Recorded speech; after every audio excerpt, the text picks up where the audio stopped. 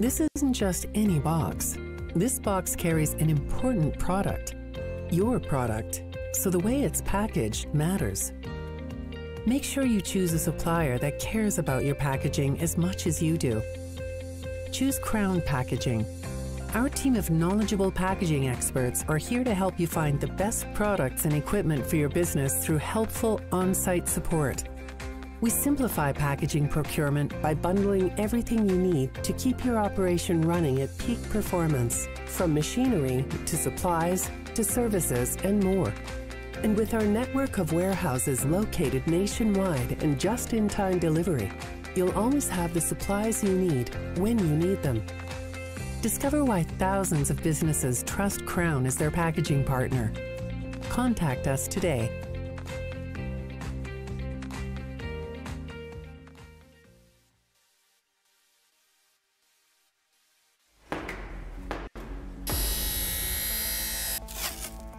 Ball 60! Ball 60 right here, right now!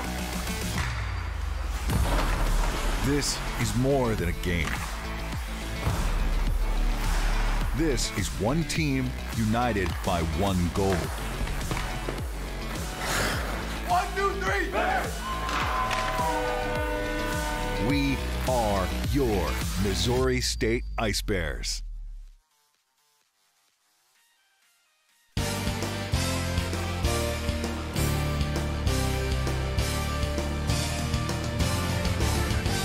WebSportsRadio.com, in association with KBFL, proudly presents Missouri State University Ice Hockey. With the call, here's Steve Casson. And live from Jordan Raleigh Ice Park, Stan Melton Ice Arena. It is a rockin' place here as Missouri State and the University of Missouri Tigers play each other in what has become the rivalry games. Hello, everybody. Steve Casson along with Scott Lutzke on graphics, and we are going to have a cameraman from Missouri State that will be joining us in mere moments, but it looks like Zach Forstel will be there with us. But Missouri State is going to be playing after a split with the University of Arkansas last weekend. The Ice Bears did win game number 1, and it was Missouri State taking that victory by a count of 6-5. Now, both coaches thought that the first game was kind of a sloppy one. They really felt that both teams traded goals, and even though the Ice Bears pulled ahead on Evan Lasansky's goal with 9.5 minutes remaining in the third period, it was in a sense anyone's game. The Ice Bears lost the second game by a count of 8-2, dominated by a Razorbacks team that had a 6-0 lead heading into the third period.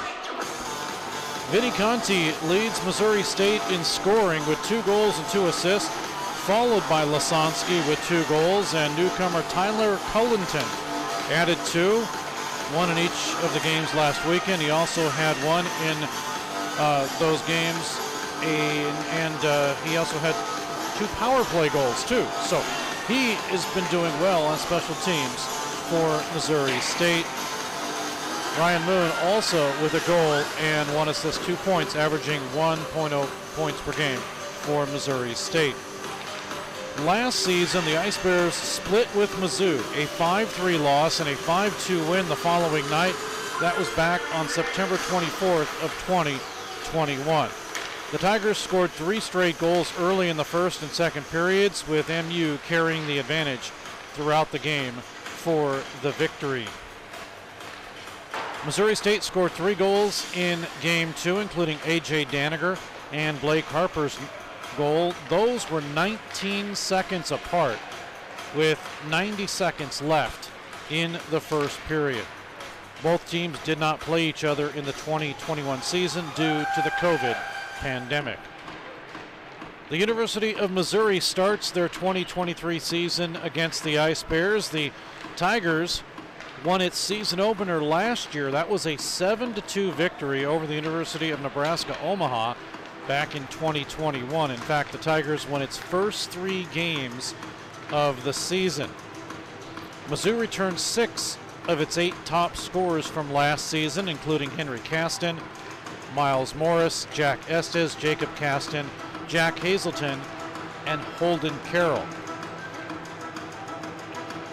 Missouri adds Illinois State transfer Eli Baumstark, a St. Louis native, up front, along with the freshmen Danny Rudman, Charlie Walker, Brett Zimmer, and Zach Pedlonsky. At the blue line, the Tigers keep their senior, Trevor Jones, and a trio of two-way defenders, Jack Hazelton and Drew Driscoll, along with Andrew Cassiopo. Jack Dobbs returns in goal to be joined by Tanner Richardson, and the Tigers have added freshman netminder Michael Christopher.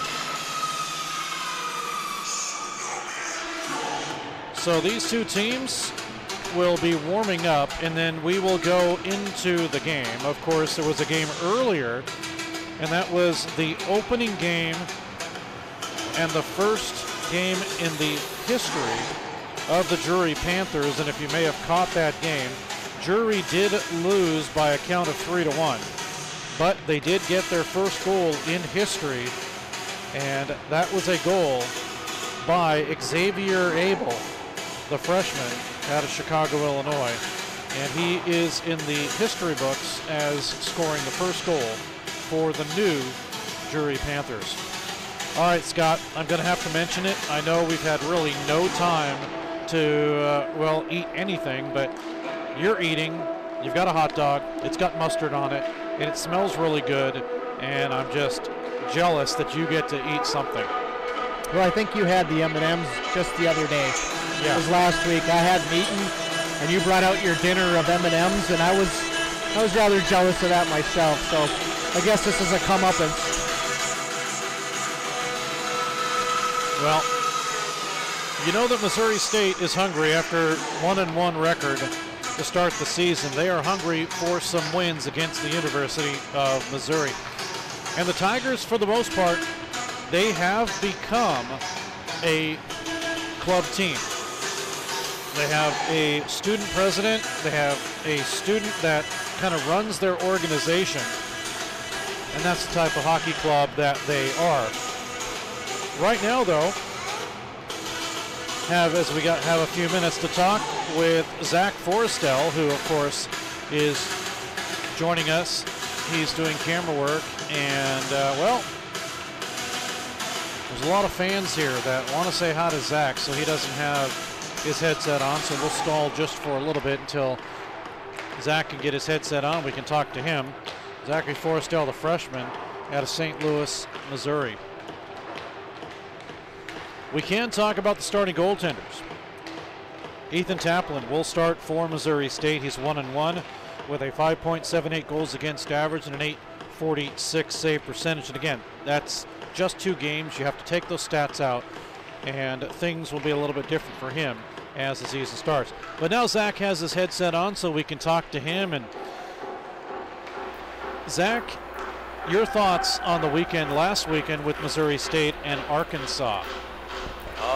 So last weekend I thought we played pretty good in the first game, and then obviously the second game didn't go as planned, but I still think the boys are ready, fired up to play this weekend against Missouri. Now, of course, this is a rivalry weekend. You heard me talk about that. I don't know if you've been a part of any of the rivalry games, and it started way back when Missouri State and Mizzou were Division II teams. They used to play during Thanksgiving. They'd have a Thanksgiving game, and it was really a big rivalry, but these games are just about as important as the Arkansas games are. Yeah, I would agree. How important is it going to be for Missouri State if they can get a couple of games here and then go on the road knowing that they're at least above 500? I would say it's a big thing if we get a couple games here, because then you get the confidence going into the road trip and the boys will all be happy.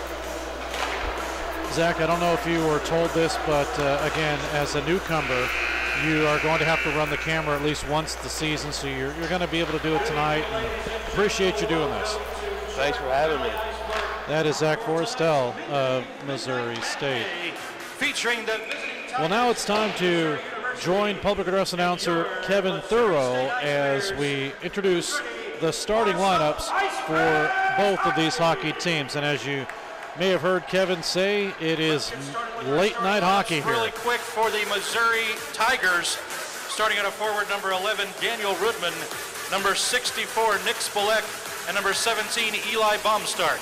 Starting on defense for the Tigers, number 15, Jack Hazelton, and number 2, Drew Driscoll.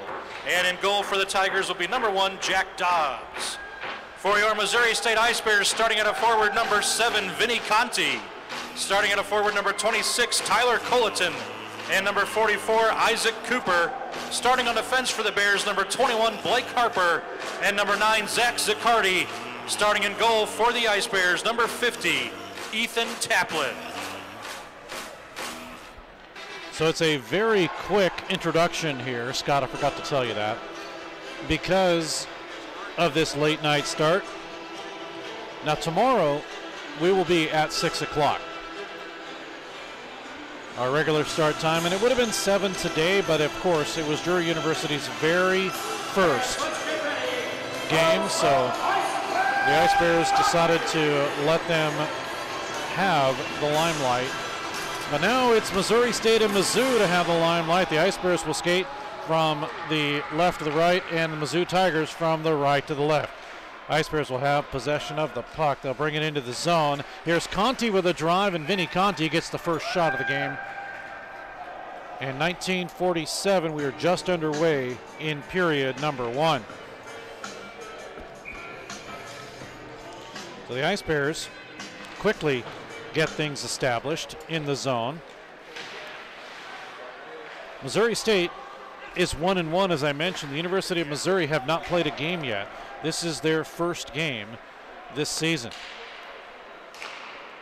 The Ice Bears with possession. They'll bring it inside the zone. They'll swing it all the way around. Stop there by Nick Spolek. Spolek, the junior out of Kansas City, Missouri. Now the Tigers with it, and Danny Rudman off of his stick.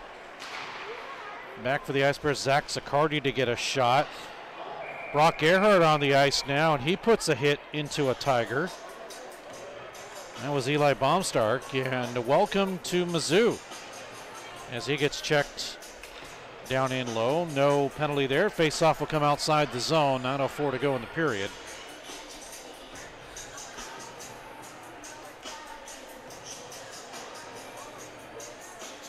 For the Tigers, Henry Caston will take the draw.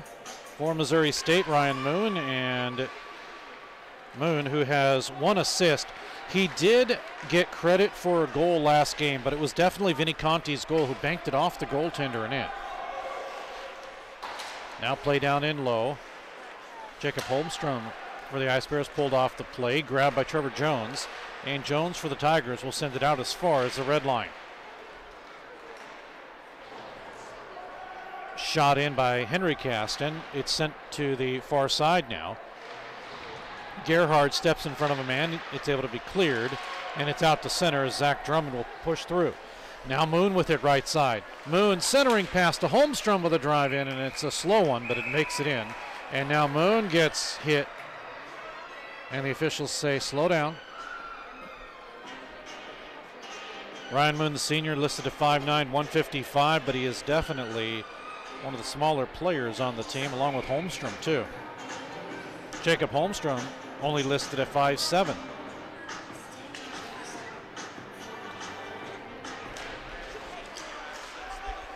Tyler Ott to win the draw for Missouri State. It goes to A.J. Daniger on the near side. Now to Evan Lasonsky with a drive in and a save. Dobbs will stop that one. He'll hold on. The senior out of St. Louis, Missouri, Jack Dobbs, in nets. Last season, Dobbs was 6-5 with a 4.25 goals against average and an .810 save percentage. 18 minutes to go in the period. Now Lasansky digs it out with a shot to save the rebound. Steers it up over to the near side boards after it went off the net. Papuga with a drive from the right side. It's stopped and it's cleared out to center. Here come the Tigers. Holden Carroll, right side. He shoots. Pad save. First shot as Taplin steers it aside. Ice Bears have it again for Lasansky. He races, has some room, breaks free, left side. Lasansky backhander and a save. Dobbs able to reach back and make the save. And Lasansky, who had 2 goals last weekend against Arkansas on Friday, was denied there. 17-17 to go in the period. Puck to the far side. Held in. Driscoll, Drew Driscoll with a drive, and it misses into the corner. Near side boards. Trying to work around to the Ice Bears. No score here with 16:58 to go in the period. Puck up high, save, rebound. The initial shot from Driscoll, and then sliding over is Taplin, and he's able to make the save. May have been stopped also because of the fact that there was a pile up there in the corner. 15:53 to go in the period.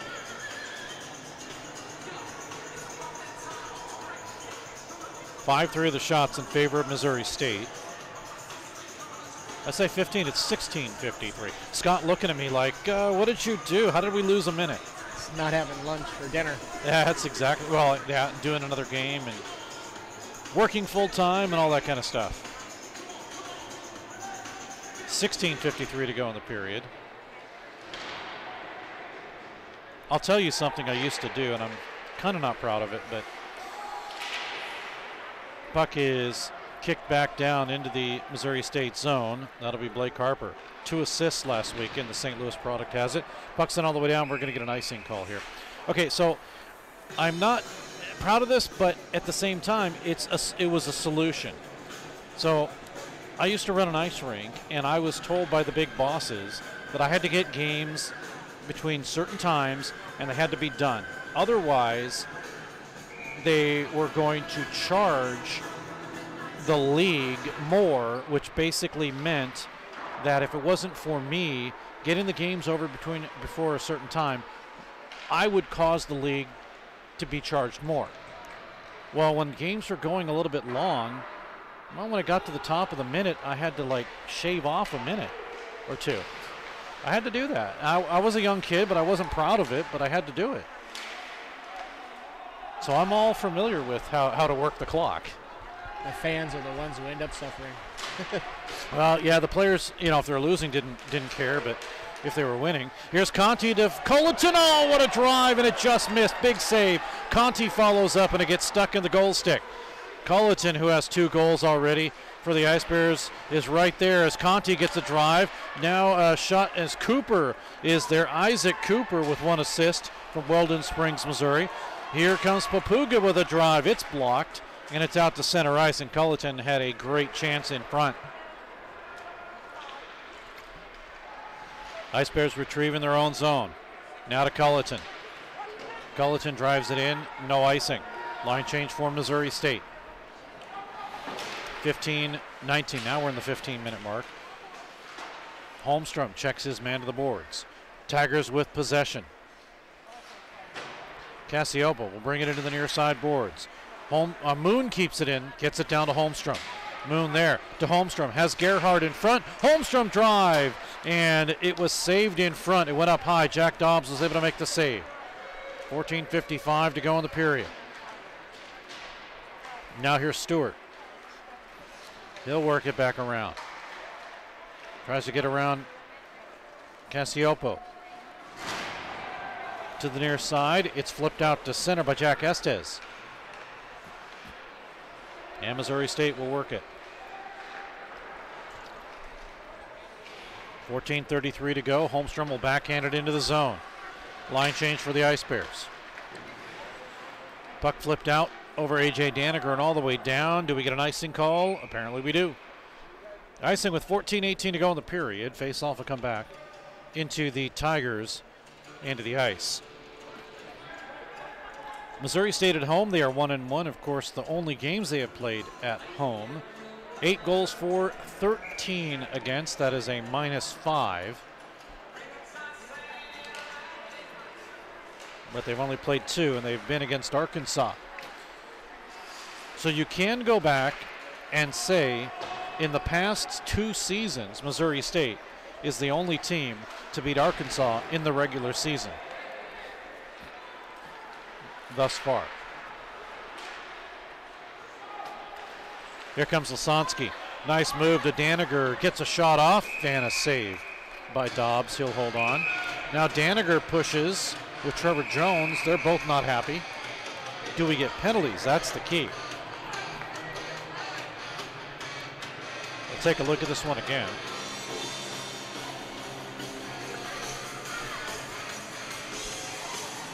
And just a couple of love taps. Officials say just play on. So we will.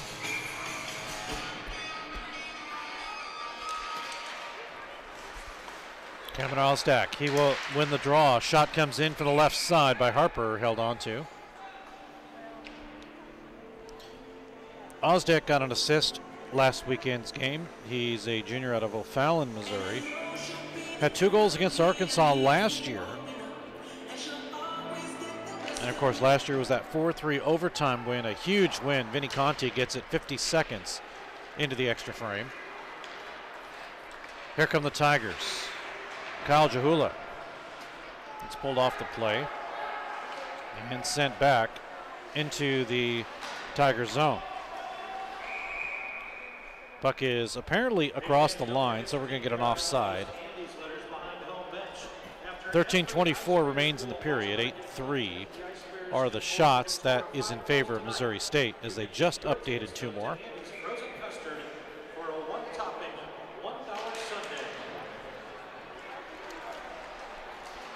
Here's Papuga with a drive. Steered away by Dobbs. Papuga again with a drive, and Dobbs is able to steer it aside. Is he going to do it a 3rd time? He does, but it's blocked in front. Gamble on the ice now. Papuga again gets a slow roller in, and it goes behind the net. Sean Carrier. Ice Bears keep it in. Drummond got a drive. It goes right up the middle. Now Drummond again. Still with it. Drummond shoots, tipped into the corner. Someone dropped a stick. Who is that?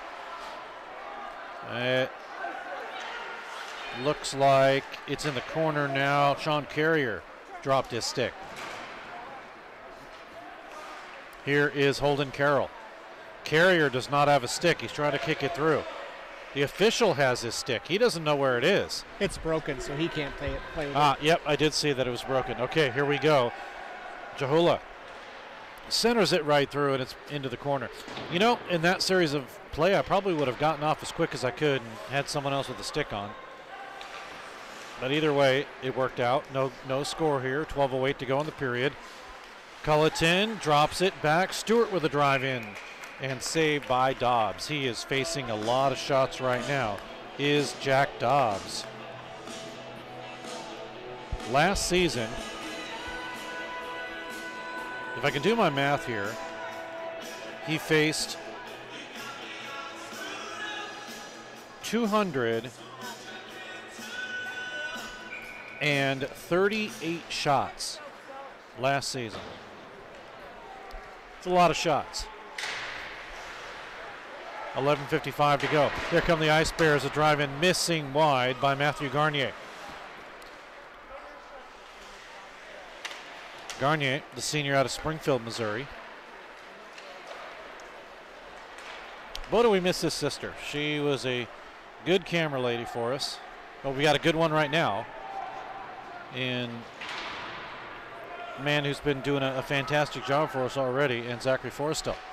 Here's a drive by the Ice Bears, and the one by Culleton is steered aside. Gerhardt to the near side. Culleton trying to work it. Stewart is there. Drop back down to Gerhardt again. Off the boards. Out to center ice. Across the line. Here is Nathan Austin. All the way down to the Missouri State zone. Big hit there. Taking the brunt of it is Garnier. Now out of his own zone for Missouri State, Holmstrom. Holmstrom got a shorthanded goal against Arkansas. That made it 1-1 in game number 1. And for the most part was a catalyst for the Ice Bears. Lasansky couldn't hold it on the line. And now here's Moon. They drop it off to their left side. A drive by Harper is held onto by Jack Dobbs. 10:21 to go in the period. Shots now are 12-3 in favor of Missouri State. And they still do not have a goal. But a lot of good pressure by the Ice Bears. Lasansky, he'll bring it up the middle. Gage Gronberg on the ice. He tried to get a shot up. It's taken away and cleared. And it'll be Tyler Ott back in his own zone. Off the boards and sent all the way down. Here's A.J. Daniger to chase. Daniger, good play. Steals the puck. Lasansky in front. Tried to backhand it through. It goes through his skates and we come the other way. Danny Rudman. He'll flip it for the Tigers across the line. That's as far as it goes. Tigers reset. Brolick. His drive steered into the corner with 9:35 to go in this period. And no score. Oh, here's a break. Coming in is A.J. Daniger from the red line. Daniger, Deeks shoots and a save. And Daniger gets boarded. We're going to get a penalty. The Tigers will go as A.J. Daniger gets boarded, and Missouri State will go on the power play.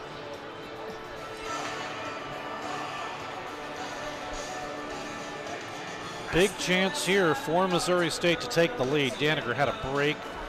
Red line on. He tried to deke to the left, got the shot up, and then boom, he is slammed into the boards.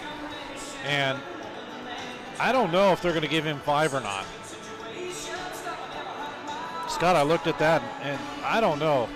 They'll probably give him 2, but that was a little close there. So Trevor Jones will go.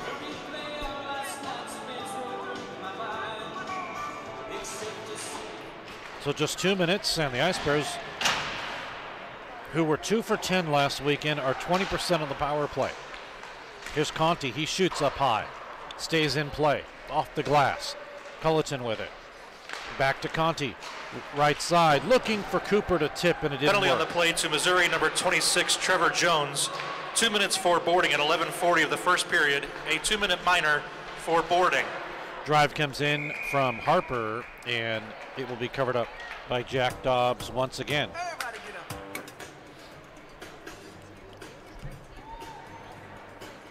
Face-off stays in the Mizzou zone. I like their cursive writing Missouri now. That's on their uniforms.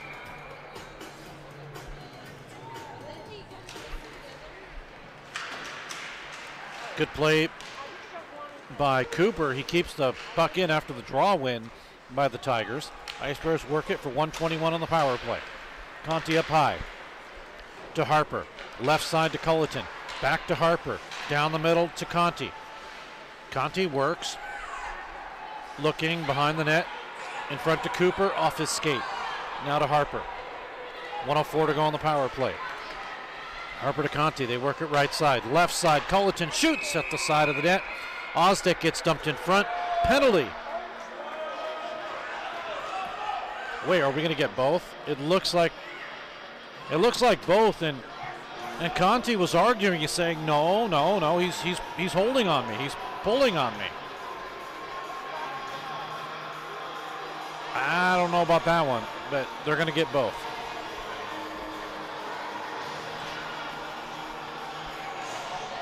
So they'll both go in.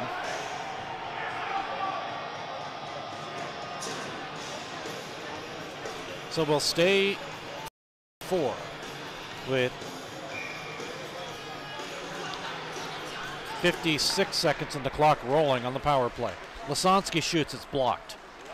Drop down in low. Holmstrom. He'll work it to the near side. To Lasansky, it's off, and here's a break. Coming in, Jack Estes. Estes gets hooked by Lasansky, and a shot goes off. and a save as Jacob Caston gets that shot. A delayed call against Missouri State. It's touched up, and we are going to have a hooking call. The Ice Bears with 32 seconds left, and Lasansky did what he had to do, but they still got a shot off. A good one there. And it's now going to be 4-on-4 for 32 seconds. So the power play is effectively killed against Missouri State.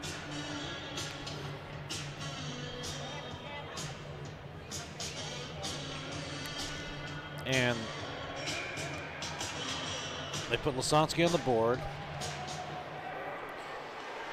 2 penalties, 4 minutes. Shot right out in front off the draw. A big save there. Oh, huge save. As Jacob Caston came out in front. And Ethan Taplin was equal to the task. This was right off the draw. It was right out in front. Taplin got the glove out. 24 seconds remains. Penalties on the play to Missouri University number 15, Jack Hazelton.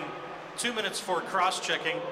To Missouri State number 91, Cameron Osdick. 2 minutes for unsportsmanlike conduct diving. Time of those penalties at 11:43 of the first period. Penalty to Missouri State number 42, Evan Lasansky.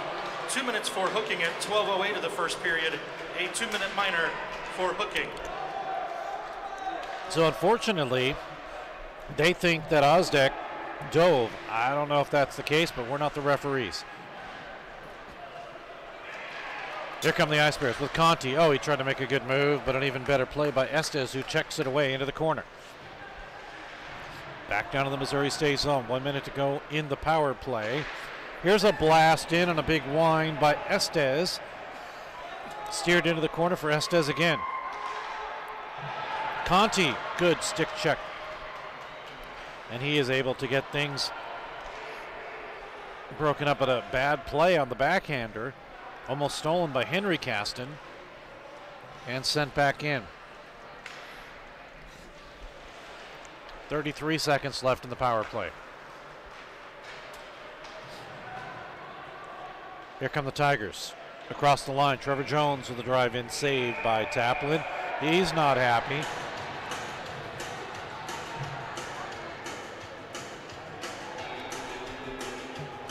.6:16 to go.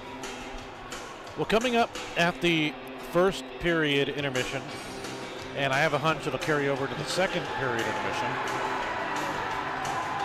as we are going to apparently get a penalty against the Tigers, and it is an unsportsmanlike conduct penalty. It will go to Trevor Jones.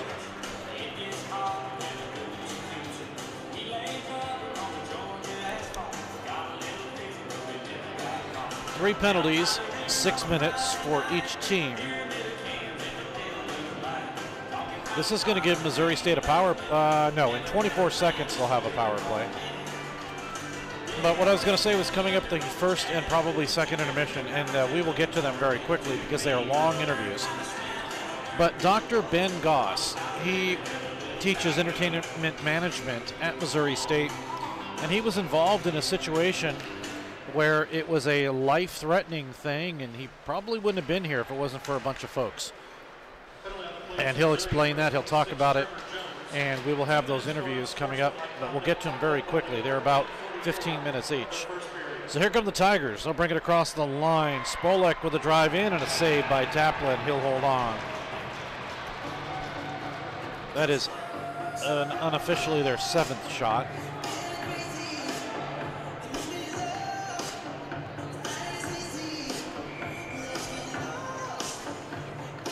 .556 to go in this period. Steve Casson, Scott Lutzke, and Zachary Forrestel on camera. Thanks for tuning in. 1:33 to go in the power play. As the puck is cleared back in the Missouri State zone. Ice Bears have a chance now. This will be power play number 2 for them.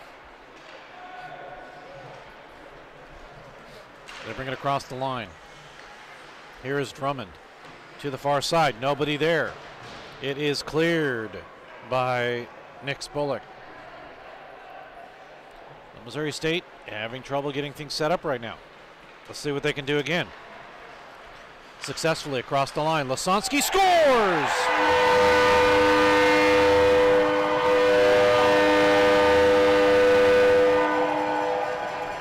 It's a power play goal, and Missouri State has taken the lead. 5:14 to go in the period. Evan Lasansky gets it up over the shoulder of the goaltender Jack Dobbs. Lasansky will get goal number 3.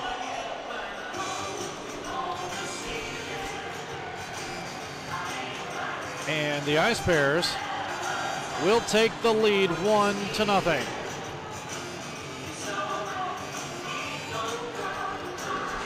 This goal will come at 14:46 of the period. We'll get the call from Kevin Thurl. But Missouri State takes a 1-0 lead. They are that much closer to Andes for folks. Conti, he shoots and a shoulder save. It goes up over the net. Ice Bears power play goal scored by number 42, Evan Lasansky. Assisted by number 18, Jacob Holmstrom. Time of that goal at 14:46 of the first period, scored in the power play by number 42. Assisted by number 18. That's a Missouri State. So the Ice Bears now with a 1-0 lead. You're supposed to say Ice Bears goal. Lasansky his third. Tigers win the draw. Cassioppo with a drive. It gets deflected out of play. 4:39 remaining in the period.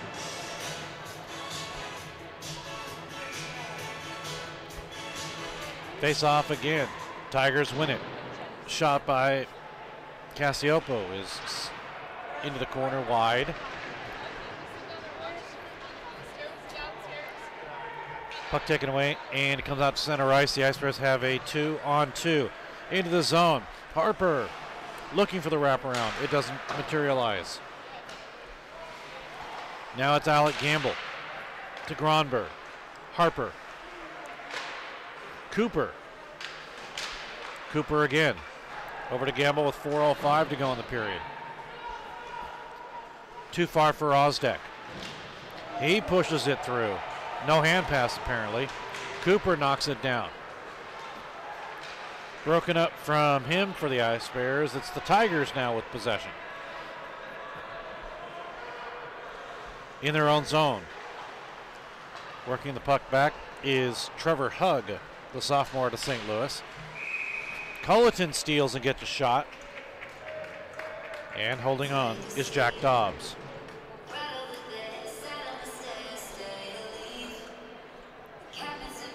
.336 to go in this period. 16-8 of the shots, they favor Missouri State. Stewart for the Ice Bears, over to Cooper. Broken up from him in front, Trevor Hugg is there to steer it aside. Ice Bears Conti steals. Drops it back behind the net, looking over to Cooper. Mentioned Conti, second in scoring last season for the Ice Bears, averaged 1.15 points per game. Now it comes right out in front. Oh, big save there. As looking to put it home was Nathan Austin. 2:54 remains. A shot comes in. That one by Carrier is held on to by the Ice Bears goaltender Ethan Taplin, the junior out of St. Charles, Missouri. Mentioned power play right now. Yes, it's just only 2 games in, but they're 20% of the Ice Bears, 2 for 10. Last season, Missouri State on the power play, they didn't do too bad. 22%, 27 for 123 opportunities.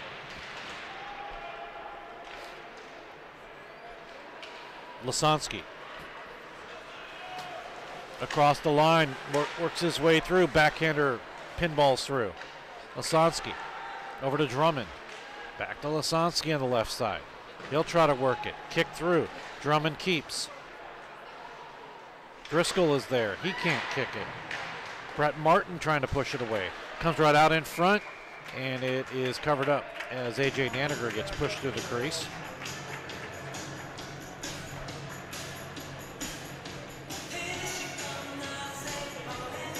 .207 to go in the period.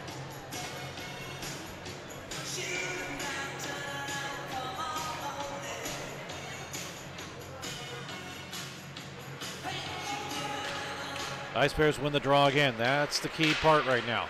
Gerhart had to go off of his stick. Here's a lead pass. Off the boards all the way down. Danny Rudman's there. No icing. 1:56 remains. Holmstrom turns the other way for the Ice Bears. They have a 3-on-2 into the zone. Too far for Moon. Chasing it. It's right out in front. Grabbed by Driscoll, the sophomore defenseman out of Chicago. Jack Hazelton. He'll have it for the Tigers. The junior defenseman out of St. Louis. All the way down in the Missouri State zone. It's covered now by Taplin. Line change for both teams.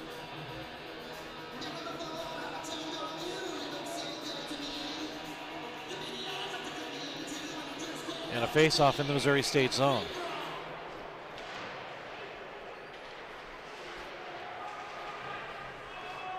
.126 remaining in the period.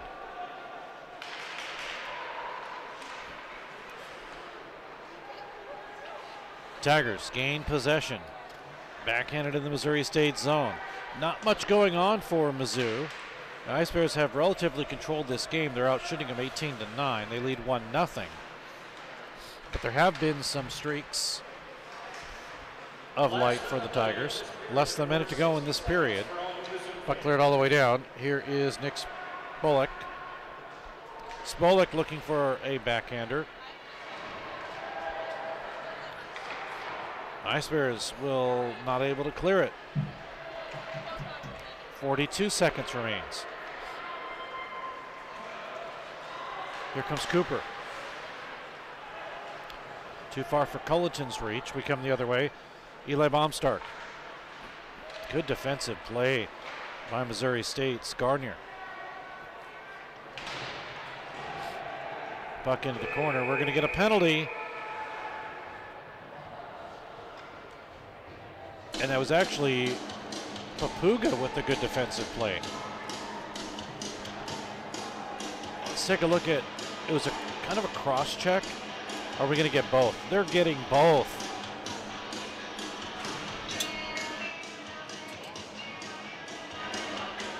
One is charging.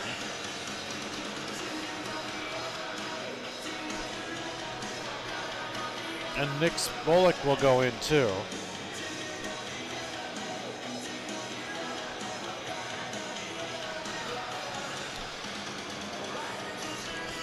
And they're going to call Culleton too.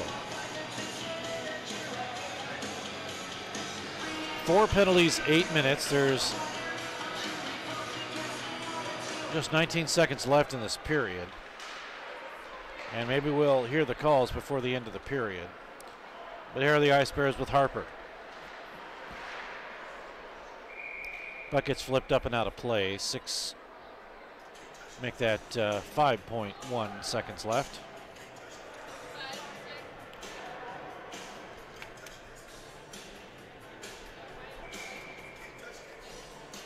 Face-off will come outside the zone, and will the Ice Bears gain possession? They do. They send it all down with 2 seconds to go, and that'll do it for the period. Shots on goal, Missouri State with 18. Let's hear the penalties. Missouri, number 64, Nick Spolek. 2 minutes for charging. To Missouri State, number 26, Tyler Culleton. 2 minutes for tripping. Time of those penalties at 19:41 of the first period, and at the end of the first period. So it is a 1-0 lead for Missouri State. Lasansky is third. Holmstrom with the assist at 14:46, and that's where we are after 1 period of play. We'll take a break. When we come back, talk to Dr. Ben Goss and find out about what happened to him. An old interview, but it's a good one. We'll be back. Hey, Missouri! Barrel Bob here. I'm MoDOT's Work Zone spokesbarrel. I see a lot of distracted drivers in work zones not paying attention to the road. Distracted driving is the #1 cause of crashes. The average text takes 5 seconds to read. At 55 miles per hour, you could travel the length of a football field blindfolded. Don't take the chance. I want you and my friends working on the roads to get home safely. Please buckle up and put your phone down. A message from the Missouri Department of Transportation. We're back at MediaCom iSpark. Steve Cass and Alex Somm on KBFL and on Web Sports Radio.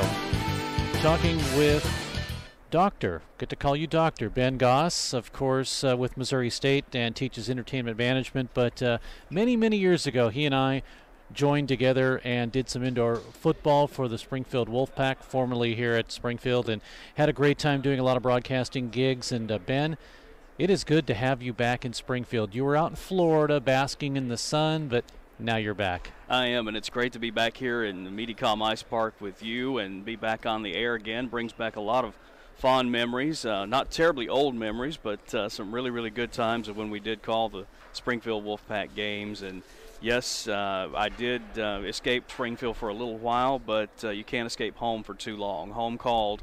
And I came back, and I'm very, very happy to be back here in Springfield at Missouri State again. You know, one of the things that I really liked about doing the games, and I'm surprised you didn't bring it tonight, but you would put together your notes on the game was brought to you by a specific letter. And, you know, one time it was C, and then we had courage, and then we had, you know, all this kind of stuff, D for defense, but no notes today. I guess you didn't realize you're not actually going to be on the air other than talking to me today. Well, if I were going to call some of the action, I'd have done a little bit of homework. And, yeah, in terms of those letters, you're never too old or too young to take a page out of Sesame Street's playbook. So those were good times, and we had a lot of fun doing those. And a lot of good memories that go along with that still have not faded over the years and get sweeter as days go by. Now, as you went to Florida, obviously weather was great, probably enjoyed and loved being there. But one of the things and one of the reasons I had you on is I wanted to talk about an incident that happened to you. And I know that you're okay talking about that now. For everybody that didn't know, you had a major medical issue. And let's kind of talk about how it started, where it was. You're at a baseball game when somebody found you. I was. This was Friday the 13th of February, 2015, when I was attending the Stetson University baseball home opener. And I believe they told me it was sometime in the 8th inning when I suffered what's known as an idiopathic ventricular tachycardia, which means I had an electrical malfunction of my heart that lasted less than a millisecond, according to one cardiologist. And he was trying to tell me in medical terms how long that was, but he couldn't convince me. A millisecond's pretty short where I come from. So that was just the margin between life and death, and it was actually fatal for me. Fortunately, being there by myself and slumped over the rail and having a hoodie on in the chilly 60-degree Florida weather, people didn't know if I was texting or talking on my phone or whatever, but one baseball mom's curiosity just got the better of her, and she kept looking, and I didn't move for a period of what she estimated to be 5 to 10 minutes. So fortunately, Miss Margie Romano's curiosity got the better of her. She came to look to see what was going on with me, and when she looked underneath, she said that I was royal blue color with my eyes wide open, a puddle of drool at my feet, and no pulse. So immediately, some people that I did not even know and who didn't know me came to my rescue to do CPR. One did the mouth breaths. Two baseball dads took turns with chest compressions. A baseball mom who was an RN kept track of the pulse, and one of the baseball alumni's sister kind of coordinated everything and called out the beats and kept everybody on the same page. So the baseball trainer, Logan Spiker, brought the defib paddles out, shocked me twice, and they tell me they got a faint pulse at that time, but they must have lost me between there and the hospital in the ambulance because they told me I was shocked 2 more times. So by the time I got to the emergency room at Florida Hospital to land, they told me that I had a weak pulse, was not breathing on my own, so they put me on a ventilator. And they did, long story short, what's called a core cooling process, which is to say they froze me. And the people who came behind me from doing CPR were told by the medical staff, who also told our university chaplain, and then called and told my parents that I was probably not going to make it. Fortunately, I was able to hold on day after day, moment after moment, and got no worse. The core cooling went according to textbook, according to one of the nurses who told my parents that everything was going okay. And over the period of about 72 hours, they began to slowly raise my body temp, and I responded well. Of course, at this time, I had a river of tubes running in and out of me, including a ventilator. Was not still breathing on my own, but they finally got my body temperature up and got me respirating on my own, and took the ventilator out and let me kind of come around a little bit. So that took probably, again, a period of about 72 plus hours, but I made it out of the woods. Now, of course, at that point in time, I was nowhere near normal still. You don't suffer and go through what I went through and just bounce back from it. But little by little, day by day, I did show improvement. When I did come to, I was able to recognize people and talk with them briefly, and during the periods that they would allow me to kind of stay awake before they would induce some sleep. And I was able to communicate effectively, but I looked at what I knew was supposed to be something that I could read, like the marker board at the end of my bed. It looked like Chinese. I couldn't read it.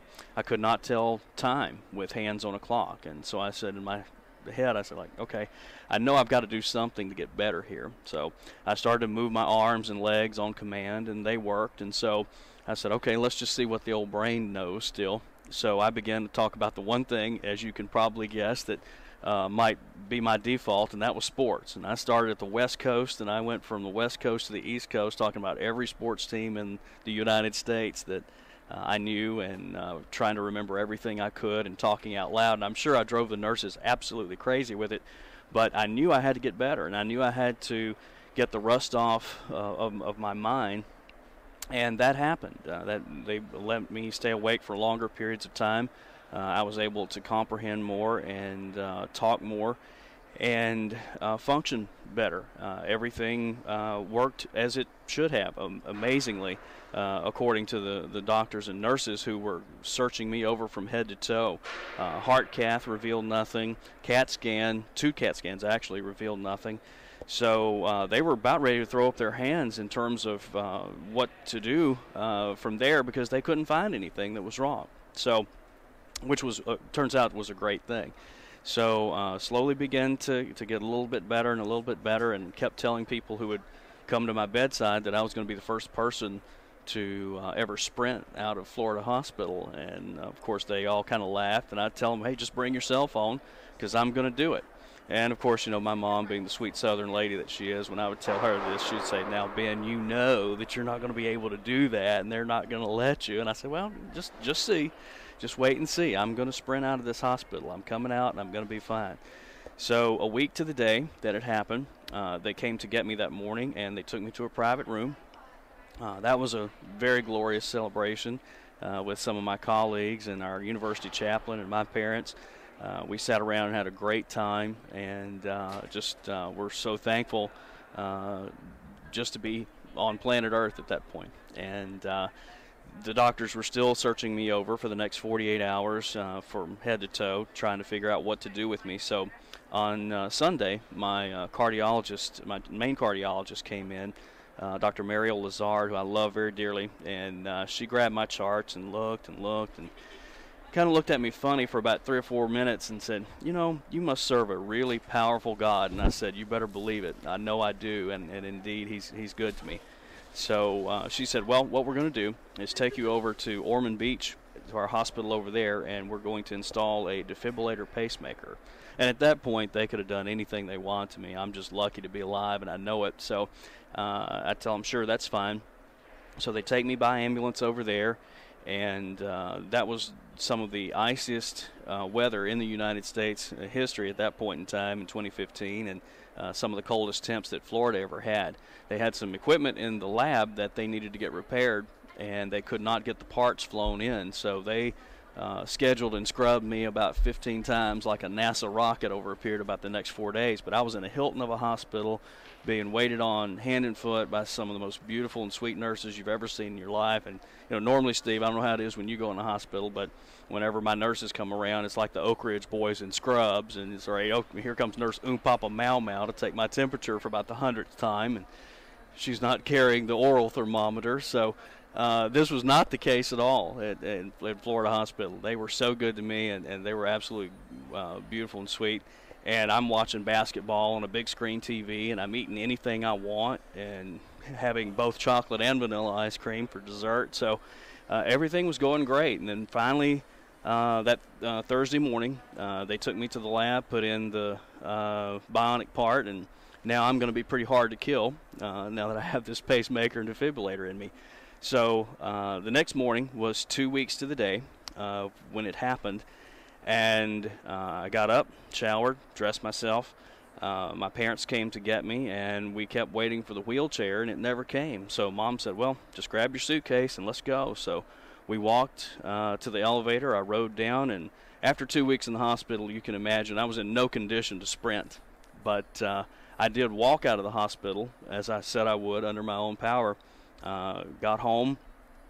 My recovery lasted for the rest of the semester, but it wasn't more than about a week later that I sent my parents home, told them I got this. Less than a week after being home, I was out driving around in my car and getting back to normal. 1 month to the day that it happened, I went to the cardiologist who installed my pacemaker defibrillator, and he looked me in the eye and said, the best thing you can do is get back to normal.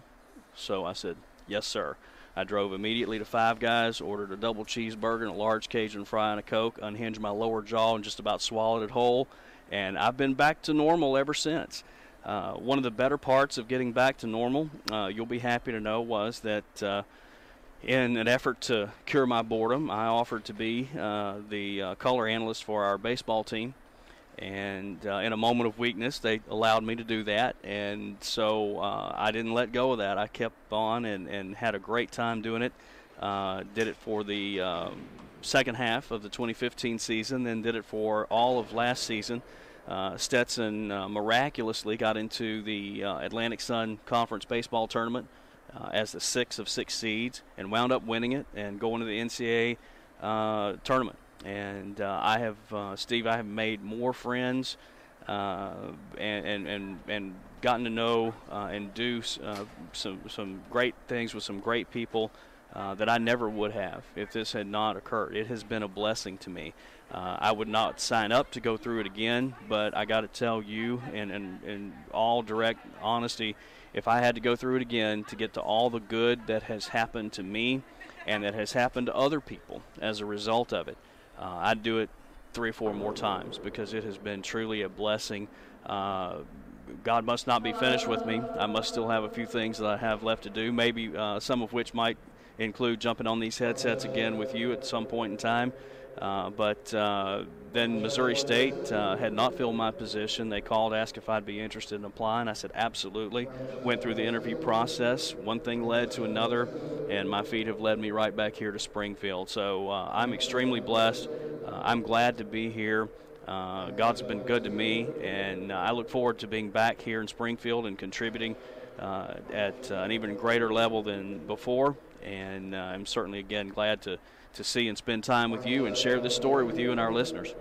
Talking with Dr. Ben Goss of now Missouri State, back again for a second trip. And, Ben, what I do want to get to is kind of what you went through mentally and what you realized and what you knew about the event that happened to you. But we will take a break, second period of hockey coming back, and in the second period intermission, would like to come back and talk to you more about that. And for other folks that may or may not have gone through kind of the help and everything that happened to you, and we'll do that in the next period. But we will take a quick break, and more hockey coming back in a moment, and also coming back in second period with Dr. Ben Goss. Stay tuned. Hey, Missouri! Barrel Bob here. I'm MoDOT's Work Zone spokesbarrel. I see a lot of distracted drivers in work zones not paying attention to the road. Distracted driving is the #1 cause of crashes. The average text takes 5 seconds to read. At 55 miles per hour, you could travel the length of a football field blindfolded. Don't take the chance. I want you and my friends working on the roads to get home safely. Please buckle up and put your phone down. A message from the Missouri Department of Transportation. It's time to drop the puck on the second period. Here's Steve Casson. Along with Scott Lutsky and Zach Forrestel. Zach, real quickly, want to get your thoughts. Period number 1, what'd you think? I think the boys did really good with period number 1. They got the first goal, and they were leading them in shots, I do believe, and I think they played really well, actually, in the first period. Much better. Not saying that they didn't play that well against Arkansas. Arkansas is on a whole different level, but compared to that, can you compare this game to that at all? I mean, a little bit, but I think not as much, really. All right, well, I appreciate it, and thanks for doing the camera work here. We got another period of hockey coming up. Missouri State will skate from the right to the left and from the left to the right. It will be the Mizzou Tigers. The only goal, Evan Lasonsky's power play goal at 14:46 of period number 1. Holmstrom will get an assist, and the Ice Bears are now 1 for 2 on the power play. Keep in mind this is a 4-on-4 for another minute and 38 seconds, and then after that we will go back to a 5-on-5. Here are the Tigers across the line into the zone. Estes drive in, save, rebound. Moved up high, but Holmstrom steals for Missouri State. Chases it at the blue line. Holmstrom, nice move. Oh, a backhanded pass that didn't make it through. It was kind of shoveled through and didn't have enough on it to get completely through. And Harper was right there ready to pounce on it.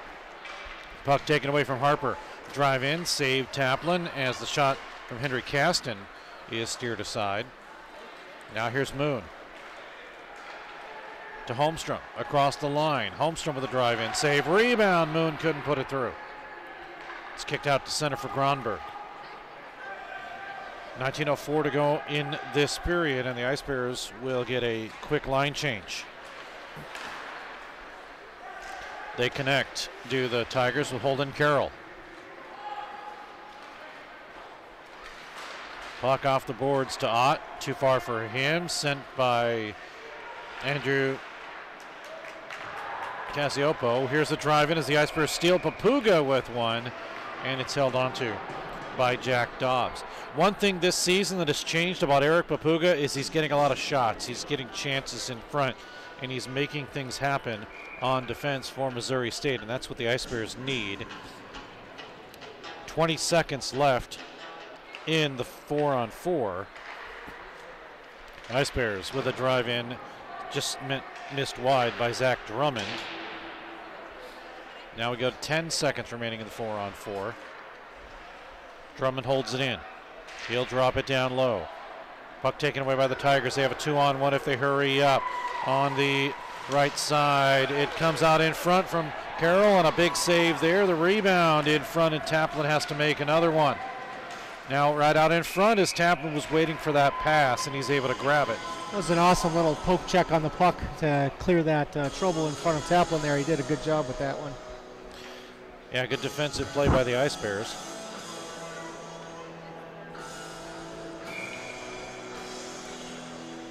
Action happening so fast, it's freezing our computer.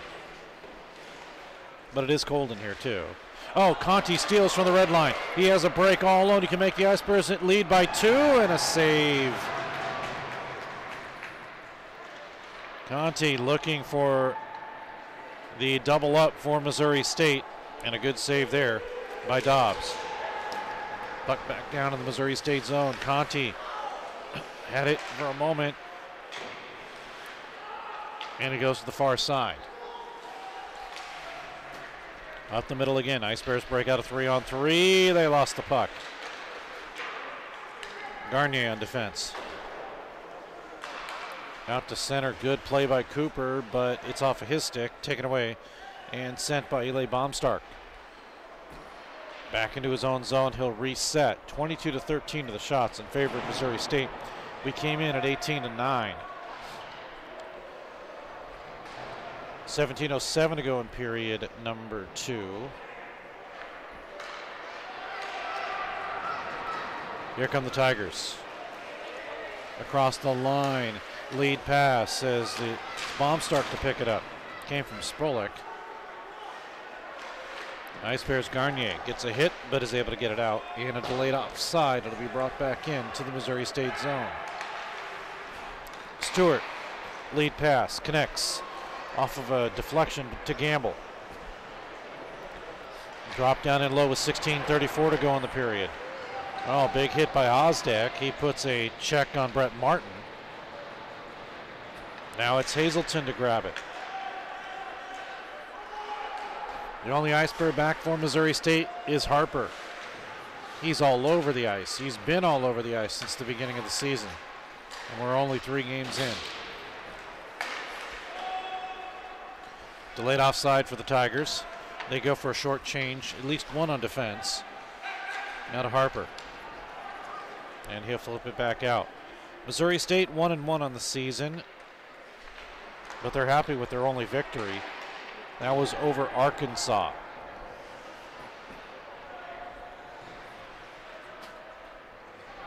Got some other scores around the league.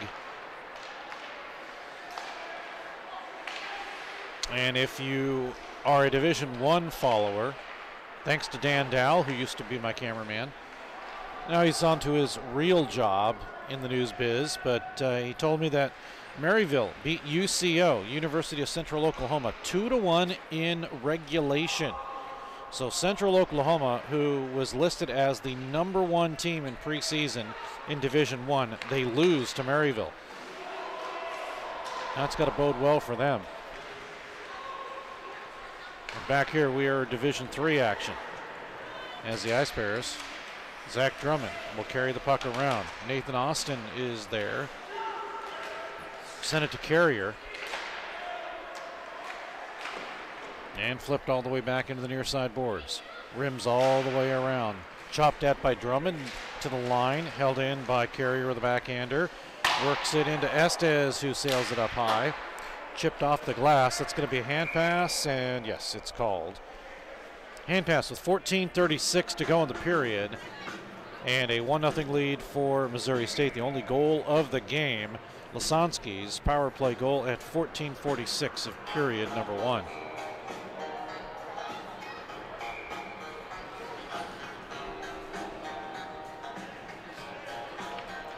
Face off in the Missouri State zone. Henry Caston in with Ryan Moon of Missouri State, but it is the Tigers with the win. Papuga lost his stick, picks it up on one bounce, gets back into the play. Now Gerhardt at the half boards. Worked by Drummond, who chips it out, sends it all the way down to the Tiger zone, and Missouri State will line change. They get a full sail change. Well, I take that back. All except Papuga. He's still on the ice. Lasansky had it for a moment. Papuga to get back. Tigers with it.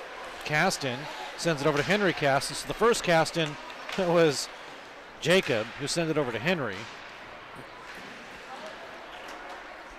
And now it's down low for Jack Estes. Intercepted by Missouri State. A.J. Daniger. Daniger working the puck, still controlling the puck. A.J. last season for Missouri State. As we get a break here, coming all in is Holden Carroll, and a big save by Taplin. So the Ice Bears still lead 1-0 on Carroll, hoping to tie the game up. But I mentioned earlier about A.J. Daniger. He had a goal in the MACA finals against Arkansas and a goal against Arkansas last season.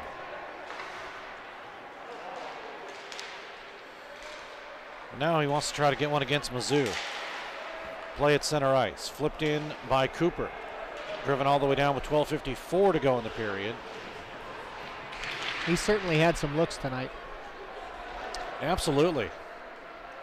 And you know, his play over the time that he's been with Missouri State has changed. He went as coming in front for the Ice Bears is Harper, and it's held on to by Dobbs. But I remember when he would shoot, be very timid, trying to get shots, not really getting effective play, and then all of a sudden, in the past few years, he has really turned it up a notch. Of course, I used to enjoy watching him play when I was coaching back in his youth hockey days, so him being a homegrown product here. Yeah, the Ice Bears have several homegrown products, including Ryan Moon from Ozark, Missouri, Brett Houston, who's scratched from Springfield, and Matthew Garnier, also from Springfield, along with Daniger. Yep, all kids that I watched as they were coming up the ranks. And even some of the Mizzou players like Carrier. I used to comment on Carrier's height. Because we got a penalty here, I'll let you run. On both of them. They're each going to go. So from Missouri State, Conti goes in.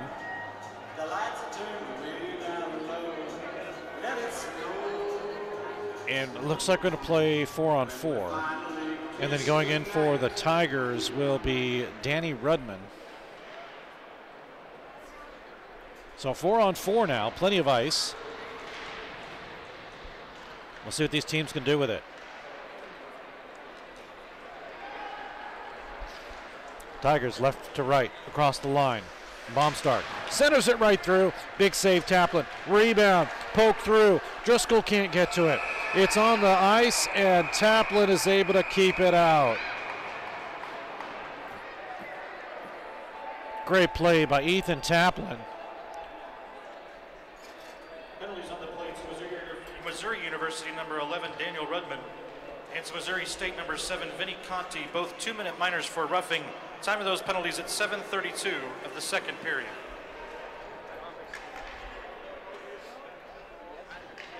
.12:03 to go in this period, and we have a face-off in the Missouri State zone, but Taplin with just a huge play there to keep things out. A 1-0 lead for the Ice Bears. So the game-winning goal right now is Lasansky's as it stands. Drummond lost it for a moment. 11:50 to go in the period.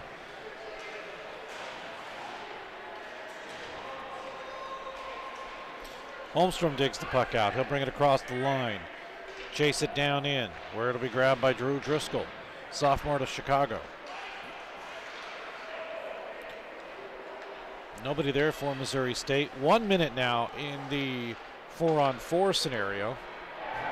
An Ice Bear Moon gets upended. Fans wanted a penalty. That does not happen. Here come the Tigers. Stolen in front of their own bench. Drive by Moon, steered aside.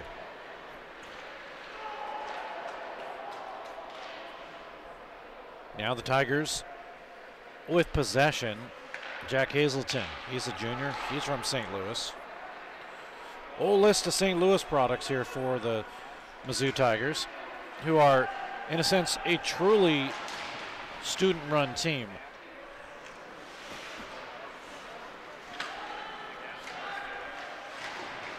Puck off the boards. Now to Cameron Osdek. Off of his stick. We turn the other way. Jack Estes across the line. Estes will work. He gets triple teamed. Shot comes in. It's blocked by Drummond on the ice. Now here's a shot. Sails up high. The only thing that Trevor Jones could do. Jones waiting for it. Has it. Full strength. Back down to Drummond, as you mentioned. We are now back at full strength. And a big hit at center ice. Hansen out on the ice now for Missouri State. Puts Brett Martin down. Big hit there by Josh Hansen, the junior out of Wildwood, Missouri. 6'2", 190 he's listed at. Puck behind the Tigers' net. Battle for it there at the half boards. Osdek will sweep it over, but it's the Tigers with possession.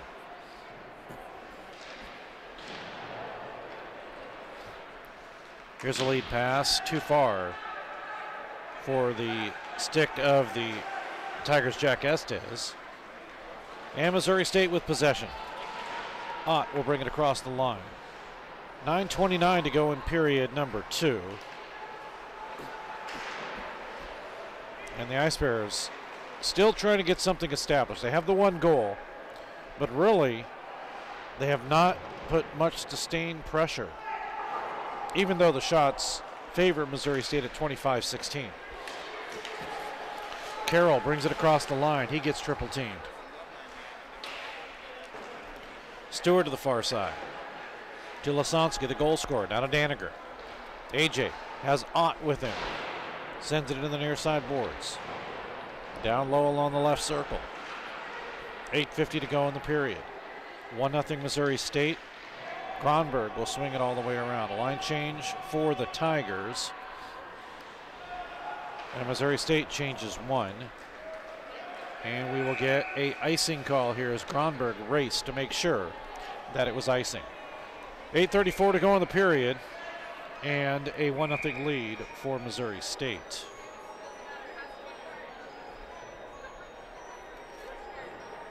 Coming up at the second period intermission, we will continue the talk with Dr. Ben Goss about the issue that he had.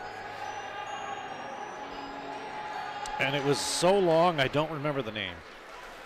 I couldn't remember the medical term if I had to. Tachycardia, that's all I do remember. That's part of the name. Ice Bears come in. Kronberg, oh, what a big save. As actually Brock Gerhardt. He motored his way through in front. And Dobbs makes the save. As the Ice Bears steal the puck, they keep it in on the right side. Good pass in front, and Gronberg. I don't know why I said that. It's Gerhardt. Gerhardt, number 22. You can't miss him. 6'4", 235 is what he's listed at. Shot comes in from Carroll, and it's steered aside in the corner by Taplin. Big hit at the front by Harper. And now, the Ice Bears have it at the Tiger line. Tigers turn the other way. Now Jahula, as it's brought in by Harper, no offside, 2-on-1. Carroll in front, he shoots. Oh, what a save. Huge save by Taplin as he deflected it into the corner. And Carroll was right there looking for a goal. Puck sent all the way down. We have yes, we do get the icing call. But take a look at that save. Just a huge save as Carroll came right out in front. And Taplin, who was going to his left, was able to move it into the corner.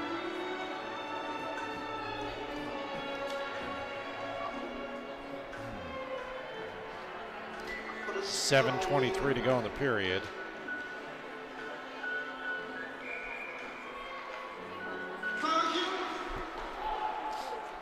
Now Gronberg with it to Gerhardt. Intercepted though, the Ice Bears can't clear. Harper had it, deflect off of him. Here comes Holmstrom with Culleton. They go wide. Holmstrom will chase his own pass all the way down. Broken up defensively by the Tigers. And shot back down to the Missouri State zone. Gronberg will get pushed into by Danny Rudman. Play continues. 6:54 remains. Tigers behind the net, looking to tie it up. Baumstark shot in, save, rebound, and Missouri State with possession. Cooper, nice move, crisscross. Cooper down the middle. Cooper still with it. He gets pulled out of the play, and it continues. 6:30 to go in period number 2. Here's Drummond with a shot. It's blocked. Turnaround by Baumstark. Stolen by Missouri State. Offside as Conti comes in. So the offside with 6:21 to go in the period, and that will bring it back into the Tigers' zone. Actually, it'll be brought just outside the zone.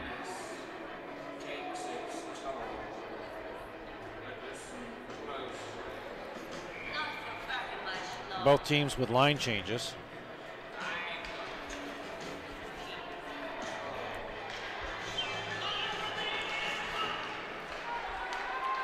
6:20 to go in the period as the Ice Bears. Drummond will swing it all the way around. Shovel from back behind. Now the Tigers with a 3-on-3 into the zone. Starting it as Trainer, Nicholas Trainer.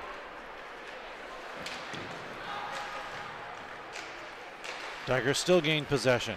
Hansen stood his man up in the near to the far side as it goes to the near. Here's Trevor Jones with a shot that it misses wide. Cassioppo will have it, but instead Hansen is right there to block it and send it back out to center. Zach Drummond for Missouri State lost his stick. He'll push it through. Drummond has 2 career goals, one against Arkansas. We're going to get a penalty. This will go against the Ice Bears. Tigers with a drive that misses wide off the stick of Brett Martin. The goaltender comes out. Tigers get an extra man. Missouri State, well, they didn't say they had possession, apparently. So now, here's Osdek trying to run his way through to gain possession and stop the puck. But Missouri State will go on a penalty kill. Broken stick. That broken stick is the Ice Bears' Papuga. The bad part about all this continuing to play on is the possibility of additional penalties. Trainer. Up high. Tigers still work it. Cassioppo will drive it down in low. Off the stick of Brett Martin. To the near side. Martin is there. And Drummond finally touches up. And we will get a roughing call.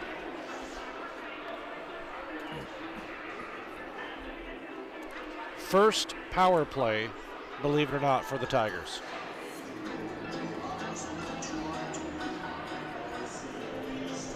Osdek will go.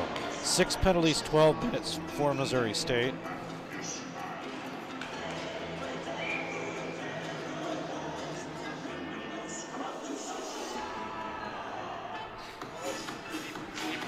And the Tigers will go on the man advantage. Missouri State on the penalty kill this season, just 69.2%. Remember, Arkansas scored 4 of 13 power play goals. So that's why their percentage is so low. Puck comes right in. Oh, what a save. It was deflected by Nick Bullock in front, and Taplin is able to make the save there.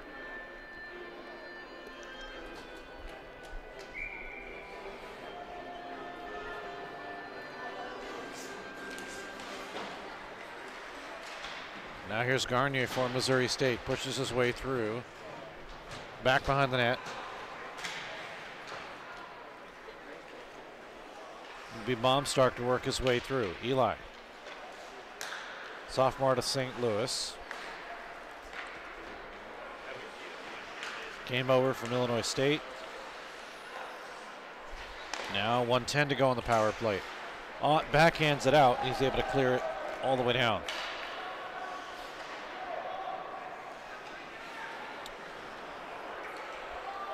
It's in the Tigers zone. They have 57 seconds left. Missouri State is able to make a full sail change now, and they keep possession. Holmstrom had it for a second.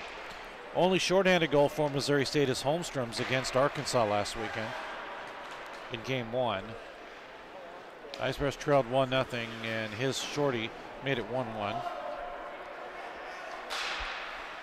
Gronberg couldn't clear. Held in by Estes. Now to the right side, Baumstark. It's blocked.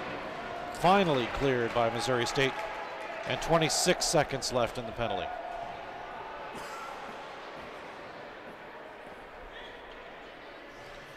Shots 27-18 in favor of Missouri State. 12 seconds to go. Puck in the zone. Yahula had it for a moment. Harper is able to break it up. He's able to get it out to center. Power play is over. Missouri State has killed.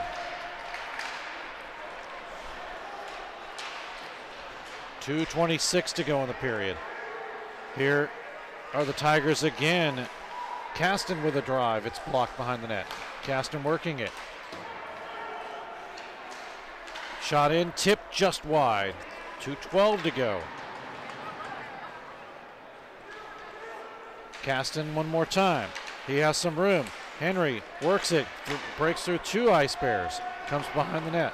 Work now by Jahula. Jahula still with it. Over to Harper, who intercepts. 1:53 to go. And the Ice Bears will get a line change. Racing in front is Conti.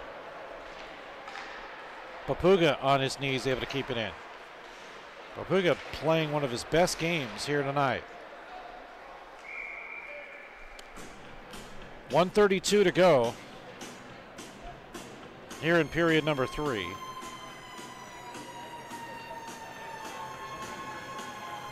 And a 27-19 shot advantage for Missouri State.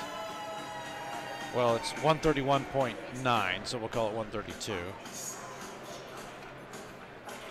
I know we can't do 9/10ths.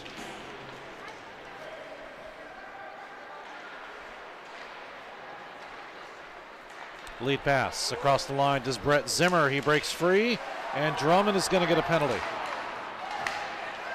Ice Bears touch up. Penalty will be called. It's a holding call.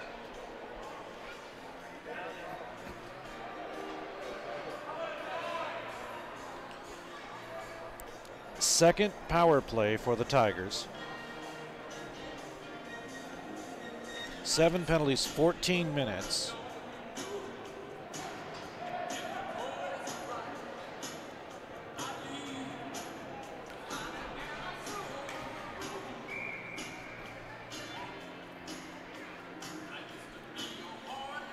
Face-off in the Missouri State zone. Ott will try to win it from Miles Morris, and the Tigers will have possession.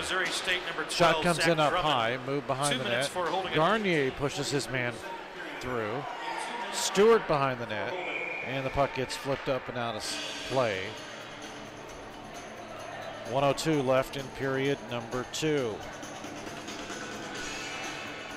We'll continue with our talk with Dr. Ben Goss, who does entertainment management over at Missouri State now. And that is so old, Scott, that we said it was at MediaCom Park. That's how old that interview is. We're under a minute here in period number 2. Tigers have it. 1:28 to go in the power play. It will carry over into the period. Here's the lead for Daniger. Goaltender comes out. Daniger skates around the goaltender, but he's not in position to get it to anyone. Ice Bears have it with Conti.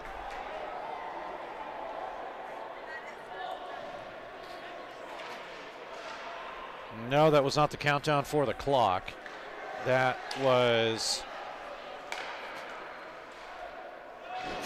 56 seconds remaining. Shot comes in from the right side. It's gloved by Dobbs. He'll set it down with 2 seconds to go, and that'll do it for period number 2. Shots on goal.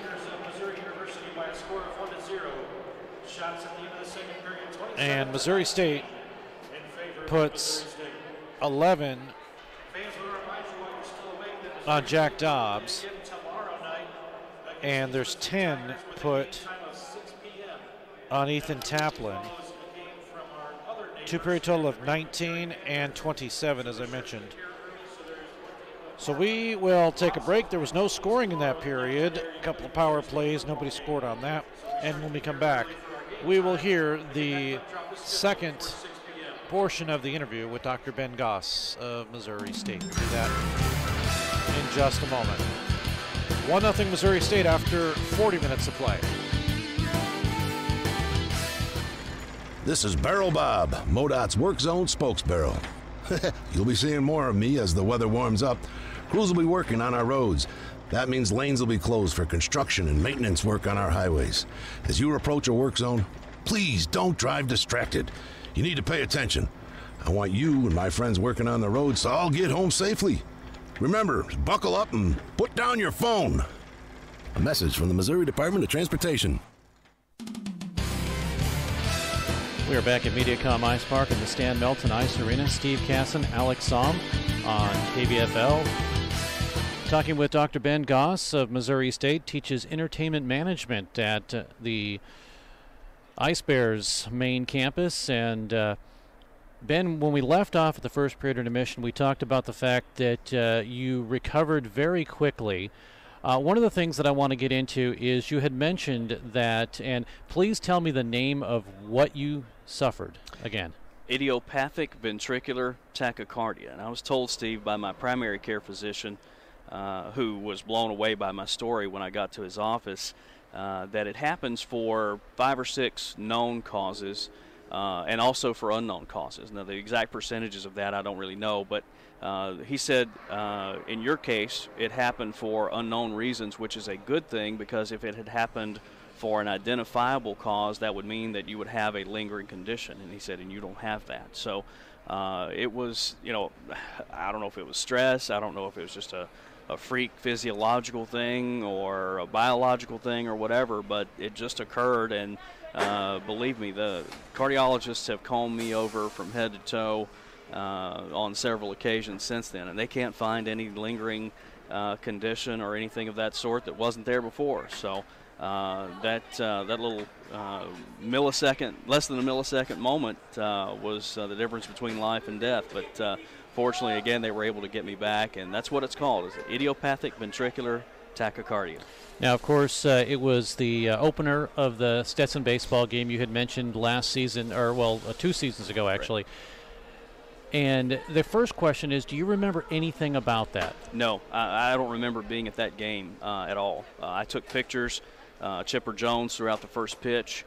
It was a great ball game. It was 0-0 at that point in time. I had a number of current and former students on the field playing, and also current students and former students working at the game. I took pictures. I tweeted. I don't remember anything about that day other than getting a haircut, and the only reason I remember that was looking back at my texts.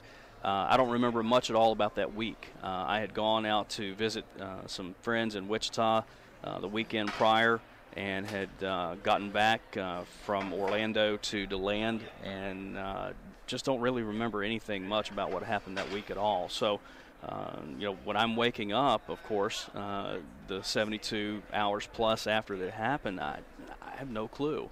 And neither really does anyone else, so they don't really know what to tell me. So I think they finally settled on telling me I had a heart attack, and I had told them, well, I wasn't really surprised at how stressful things had been over the past couple of weeks. And so, that's what we kind of went with at first. But then, later on, they told me that this was what they had narrowed it down to. So, but again, thankfully, no lingering side effects. I'm able to go and do as I please. I can exercise as I please.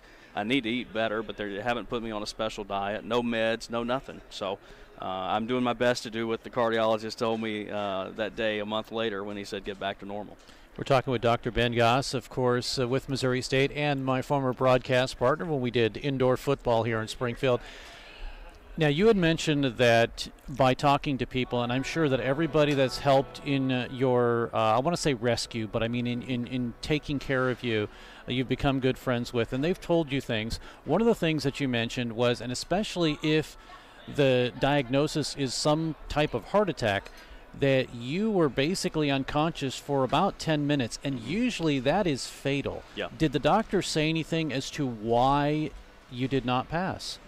No, there was no offering of any theory like that. They couldn't even pinpoint what had happened, much less why. So, to my knowledge, at least in my hearing, they never got into that. So, I'm just thankful that Miss Margie Romano followed her motherly instincts and got curious, and that people jumped in to help me who didn't know me from anyone. Just shows you, we live in a world where you hear a lot of bad things about a lot of bad people, and I think certainly that's well deserved, but you don't hear a lot of the good things about good people who are willing to step in and be good Samaritans and help you even when they don't know you. And a lot of those people again have become like family to me. Fortunately, the family of Lindsey Coggle, I'm a big San Francisco Giants fan. He is a Stetson alumnus and was at that time in the Dodgers organization. His girlfriend was about to finish up her PA. She did the breathing. His sister was the one who called out the beats. So you got the family of a Dodger helping out a Giants fan. No small irony in that for baseball fans. Turns out that one of the baseball dads was an EMT. So, great to have a trained medical professional working on you who did that all the time. The other gentleman who did chest compressions happened to be a college roommate of my longtime dear friend and big brother figure, Greg Marshall at Wichita State. Total irony of how they knew each other. Good Lord was watching over me. He had people in place to help me, and help they did. And then, again, when I got to the hospital, we were so well taken care of. I've had several medical professionals tell me and my family that this sort of rescue is almost never successful anywhere, and it is next to never in terms of happening in small-town America hospitals. It might happen in a New York or Chicago or Philadelphia or somewhere like that, but even then, very rarely. So I've had a lot of medical pros tell me that it was a definite odds beater that I was able to survive, but it's because I got great care. I got great care from start to finish. Now the period, again, Miss Romano can't put an exact time period on it from when she noticed me to when help arrived. But she said at minimum, because she's thought about it many times, she told me it was a minimum of 5 minutes, maybe even as many as 10. And just so happened, I guess, that the CPR was done so well that it got the oxygen to the brain as it was needed, and then the subsequent care was so good that it helped either prevent damage or kept things going to the point of where nothing would be damaged. I don't really know. I'm not a real doctor, so I can't address that. But it all fell into place. Everybody was stunned. Again, the medical pros who see it all the time are the first to tell you that it was a miracle. When, from the time, did anybody notice that you're sitting in the seat at a baseball game? Did anybody notice that you had kind of not moved, or how long had that time been before you actually got help? No one knows. I was by myself. I was sitting on the concourse where the handicap seating is, but there's some space with one seat here and lots of space, and they had plenty of that left over. So I was just sitting there alone, and again, Miss Romano has no idea from the start to finish how long that was, but she just happened to turn around after a certain period of time and kept noticing that I wasn't moving. So hard to put a timer on it, but again, even if it was just 5 minutes from when it happened to when help arrived, you're still, again, from what I'm told, pushing the boundaries of being able to be rescued at all, and then B, certainly brain damage and bodily damage of all kinds from head to toe with your organs being risked, and none of that happened. That's definitely something to be thankful for, and I'm just glad you're here. I had no idea that any of this was going on until actually I believe you posted it on Facebook and told some folks. Speaking of that, how much of your story has been told? I'm sure in the Florida area it's been told. You've probably been on TV many times. But if you could talk to someone as far as how you got help, how people were nosy, what would you recommend to somebody if they see someone sitting around not moving, not doing anything? Well, one of the major benefits, Steve, that came about as a result of this, I was told by one of the baseball moms, Miss Tracy Wilson, whose son is a star pitcher and is pitching the Cape Cod League, and he'll probably be a high-round draft choice next year. It's from Stetson. She told me that her brother, Brooks's uncle, was at that game and saw what happened, and he is a financial investments broker in the Orlando area who deals with a lot of elderly clients. And he went to his office the next week and mandated that all of his staff learn CPR. And so that just in case anything were to ever happen with any of their elderly clients while in their office, the staff would know how to provide some help. And I had another lady Miss Deanna Hale, who was another baseball mom who was ready to step in and do CPR. So I was surrounded by people who happened to be in that profession. Again, Clara Kruger, Lindsay's girlfriend, was in her last semester of PA school, so a highly trained medical professional there. And Sean Fagan, another baseball dad who was an EMT. So they all knew that. So I would strongly encourage folks. The annual certification and all of that is just one of those little pains, that you have to do, like getting your license renewed and your tags renewed. But just like you have to do those things, you really need to look at doing this and making CPR training and first responding and first aid a part of your repertoire, because it could be a total stranger, or it could be one of your friends or family who happens to fall victim to something like this or something very similar to it and needs your help and needs to be there. And, again, also, frankly, for me and my background and values system, don't ever underestimate the power of prayer. I had a lot of people across the country praying for me, including many right here in Springfield, who and alumni from all over the country from here. Many of them reached out in the days that it happened, immediately and long-term afterward. Made me feel unbelievably loved and cared for. The first thing, in fact, I remember was a San Francisco Giants blanket on my bed, and when I was waking up, and I didn't know whose it was, but I knew since it was on my bed I wasn't going to give it back. And I wanted to wake up again to find out more about it and who sent it and these kinds of things. And as it turns out, my dear friend and colleague, Dr. Philip Rothschild, who teaches entertainment management with me at Missouri State, had sent that. He and his wife Jennifer had sent that via Amazon, and it got to my bed, and it made a difference, because that sparked something inside of me. My love for the San Francisco Giants was strong, and that one connector, I think, helped put my feet on the path to recovery. And I've told him personally, privately, and publicly a number of times how much I appreciate that. And that's just one example of the love that the Missouri State campus extended to me, even though I'd been gone for quite some time. And if you're not around, you wonder sometimes just how quickly you'll be forgotten. But Springfield and Missouri State didn't forget me, and I certainly didn't forget them.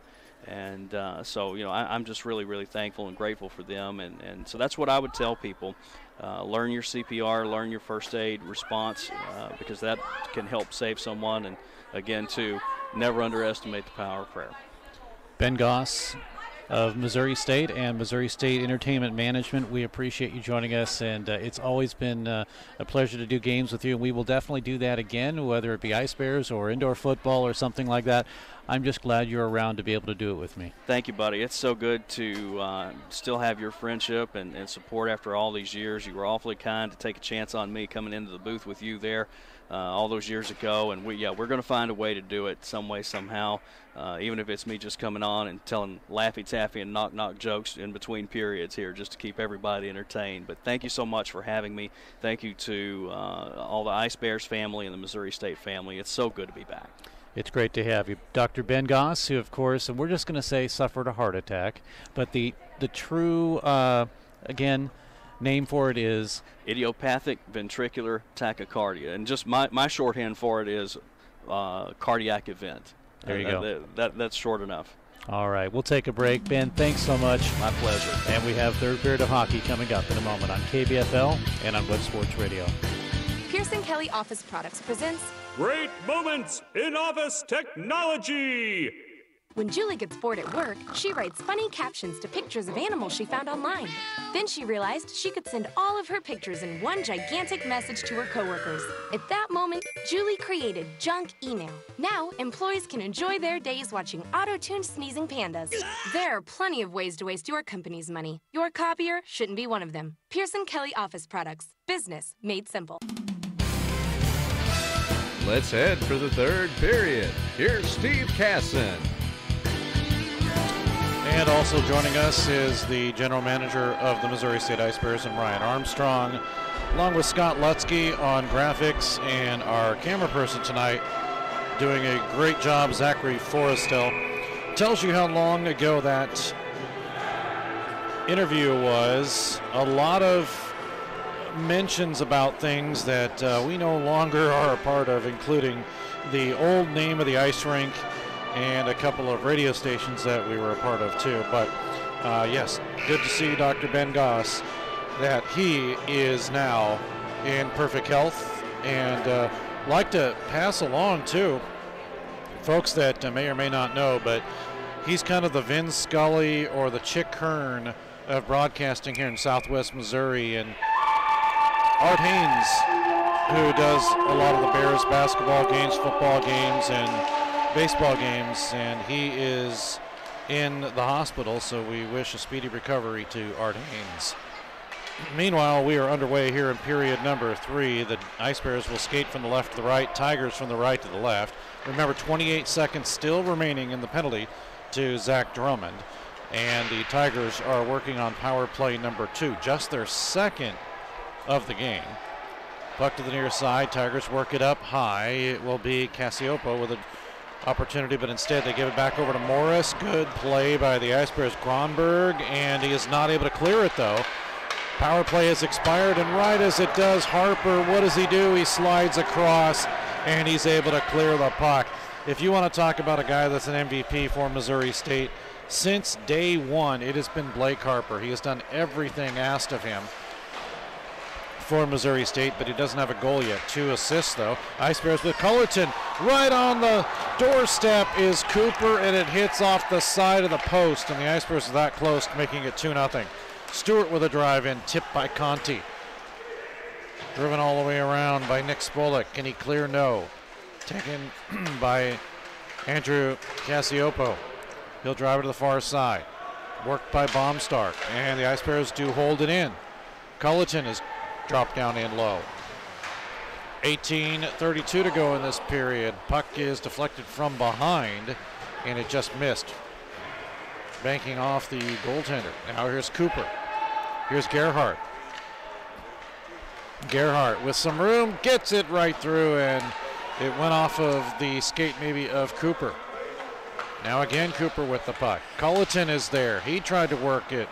Taken away though by Nick Spolik. Spolik's pass, lead on the right side to Baumstark. He gets held up. We're going to get a penalty against Missouri State. 18 minutes to go in the period, and the first penalty of this period is going to be assessed, but it goes against Missouri State. It's a holding call. Well, Ryan, your thoughts on period number 3 thus far with Missouri State leading 1-0? Period 3 is underway. Not a great way to start the period, but a necessary penalty there taken by Matthew Garnier. A nice hold. Unfortunately, he had to have it, but it did prevent a goal or a breakaway at that. No, I just want to say thanks for having me on, Steve, and glad to give you a little color. I know you've been calling a lot of hockey tonight, so I figured I can give some assistance. And by the way, number 26, his nameplate, the misspell on the ice. You're saying it right, Cullerton. Tyler, I need to tell Tyler my apologies because I was the one that misspelled his nameplate, so I'll be making a new one for him here shortly. I said Cullerton instead of Cullerton. So. Oh, I had no idea. Yeah, I'll have to look at it. That's the kind of small stuff that it bugs me. But yeah, no, I will be getting him a new one. But man, talk about some of these new Ice Bear players that we've added this year. There is some definite energy. That game on Friday against Arkansas, the game right now we're watching against Mizzou, the Tigers. This Ice Bears team is hungry and is going to be a threat for the whole year. There comes Holmstrom. He's hungry too after his shorty the other night. Holmstrom with a drive, and he missed wide. I also appreciate you coming in because you're saving my voice. I woke up on Monday morning, just a little scratch in the throat, and it's been scratching all week. And it's really testing me here. It's all good. I was doing ticket sales earlier. I think I helped with some signage. I did some merchandise help. I helped with some medical things. So I'll wear whatever hat you give me, Steve. And if it's helping your voice out, I mean, the voice of the Ice Bears needs to be ready to go. I appreciate that. Yeah, you've done camera too on road trips. 52 seconds to go in the penalty, and the Ice Bears have it. Will Holmstrom get another shorty? Here he comes, 1-on-2, across the line, has some room. Holmstrom will bring the puck. Well, no, he was going to carry it out, but dumped it back because he's going for a line change. 15:34 to go, 33 seconds remaining in the power play. Oh, an Ice Bear dumps a man. That was Sprolek, but no penalty. Play continues. That man that dumped Sprolek was Zaccardi. Now the Tigers. Looks like Hansen's going to get a penalty here behind the play. Took down number 28 of Mizzou, and that's probably going to be a interference penalty or possibly a hold behind the play right in front of the Mizzou bench. That's not good with 11 seconds left on the previous penalty to Missouri State. They're going to find themselves down 5-on-3 for 11 seconds as number 55 Josh Hansen skates to the box. 2 minutes for holding. And you've done everything too, from also being a referee. You've reffed these games before, so. Yep, I've coached the Bears for 5 years and reffed the Bears once or twice when some referees had travel issues out of St. Louis. And yeah, it's a different aspect getting to watch it up here with you in the broadcast booth. So now the 2-minute power play is expired. We go to a 1 minute and 41 second power play, second consecutive, and that is power play number 4 for the Tigers. Hard to believe, with all the penalties assessed to the Bears, it's only power play 4. 15:40 to go in this period. It would be nice to check the scoreboard or the paper tomorrow and find out the Ice Bears win 1-0, but at that same point right now, you get the idea that one goal is not going to win this hockey game. It's going to be tight. I know that both teams are hungry for that next one, and two power plays in a row. 2 power plays in a row is a dangerous thing. And right on the doorstep here. Sorry, Ryan. No, you're good. Having to make a save is Taplin, but yeah, go ahead. He has been playing phenomenal tonight, by the way. Ethan Taplin, number 50 for the Ice Bears. Holy cow, is he defending his iron cage back there? As he stopped a great one there. But no, both teams don't like 1 goal. So both Ice Bears and the Missouri Tigers, they both want to get one. Let's see if the Ice Bears can kill this 58 seconds off this remaining holding penalty and get back to 5-on-5 hockey. 15:04 to go as it was counting down the start of the face-off. Shot comes right in. Where is it? It's deflected to the left side. Shot misses up high. That was taken by Baumstark. Oh, big hit there as Daniger puts a hit on Trevor Hugg. And Hugg will chase him all the way in. Actually, no, that's 26, Trevor Jones. To the near side. And a tip to Kyle Jahula. Across the line with 23 seconds. Jahula looking for a return pass. Comes right out in front. And a snow. They're going to wave it off. Henry Caston's goal will be waved off. They're going to, I assume, Ryan, say that the net was dislodged. Yeah, the net was definitely off when the puck ended up crossing. That being said, nope, the official he's not going to conference with the other referees. He has made his decision very quickly. It was in the art of Taplin going over to the side to make his initial save. Knocked one of the posts off its moorings. Now the officials are getting together. This is very strange. Yeah, because he came over here. His initial call on the ice, no goal. Then he came straight over to the box, signaled no goal, and now he's making his conference with the referees. Interested to see if there's anything that comes out of this, as the call on the ice is no goal. But, and correct me if I'm wrong, the rule states that if the net is dislodged, you can call a goal if it would have been determined that it was not caused by the offensive team. That is that's kind of what I saw from up here, Stephen. Trust me, if there's anyone here, I know that you're very non-biased and right in the middle and neutral, but I'm a homer. I want my Bears to win, but that one they're going to talk about for a second. And apparently no goal. But that's what I saw as well, Steve, is Ethan pushing off a post to make that side-to-side save, and the side of the mooring coming off. Now, here's another curveball. What happens if the marsh pegs are in there, and he has the ability to push off? He makes that side over. And that's what I was going to say. It's kind of a 50-50, you know, and can you guarantee he would have scored that goal if the net was still on? You know what I mean? Like, yeah. There's a lot of ifs on that one. So The referees are going with their original call on the ice. And we've seen situations, especially, and we can refer as the Ice Bears now will have another face-off, but we'll have to refer to the Nationals a couple of years ago against Arizona, where the puck had back off the back of the goaltender in the net.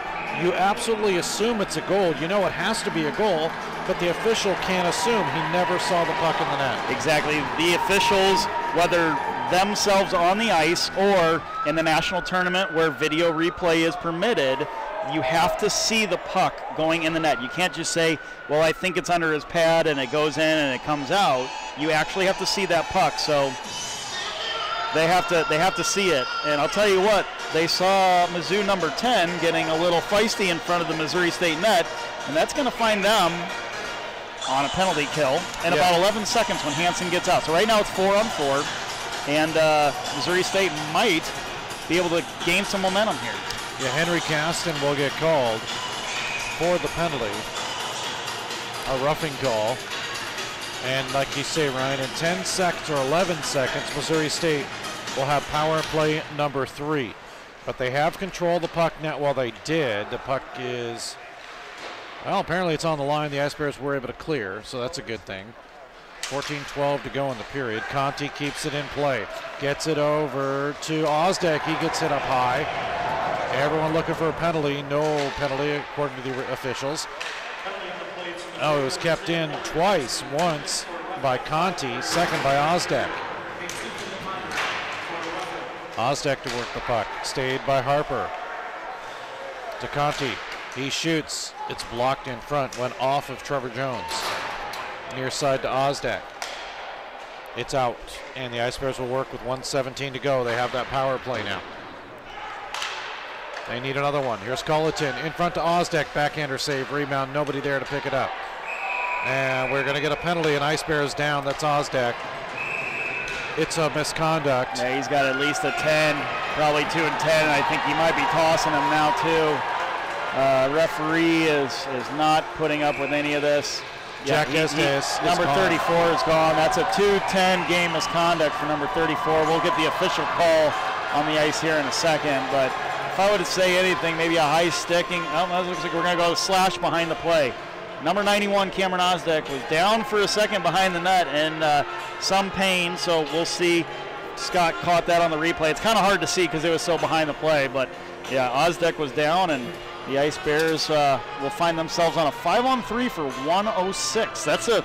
Steve, that's an opportunity if I've ever seen one. Absolutely. Trevor Jones will get called, and as you mentioned, just 2 minutes. But it's going to be 2 and 10. 2-10 game? Possibly. Yeah, number, is it 34? 34 already got booted. They put 26 on the board. I'm assuming he's the one serving the 2. Yes. We'll catch the call from Kevin Thurl. But now 2-minute advantage for 58 seconds for Missouri State. This is a golden opportunity for the Ice Bears. Conti, nice move, right side. Penalties on the play to Missouri University number 26, Trevor Jones, a 2-minute minor for slashing. And to Missouri number 34, Jack Estes, 10-minute in a game misconduct. Time of those penalties at 6:32 of the third period, a 10-minute in game misconduct. Yeah, 2 separate penalties, 2 separate players. So regardless, 28 seconds left. The Missouri State Ice Bears have a 5-on-3. Harper, he'll work it in. Power play number 4 for Missouri State.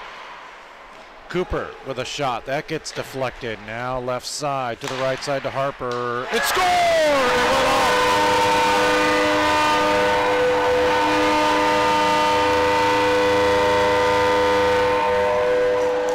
Give Harper credit for the goal. It went off the defenseman's skate in front, and Harper will get his first goal this season with Missouri State, 2-0. It is another power play goal. Yeah, good things happen when you put the puck towards the net. Even if it happens to go off the backside of a Tigers player, the puck is in the net, and Harper is going to get credit for that one. That was You know, it's one of those things. The hockey gods work in mysterious ways, but the Ice Bears find themselves up 2-0 with still 1:07 left to number 26 from Mizzou's penalty. And this is power play number 5 for Missouri State. They already have 2 power play goals here tonight, Lasansky and Harper. And we're going to get a penalty. Yeah, Gerhardt is going to get a penalty here. Probably a little interference. Went in there and took out Mizzou player number 29 before he even had possession of the puck. So unfortunately that power play of 53 seconds left for Missouri State is now going to turn on the 4-on-4. So Gerhardt will go.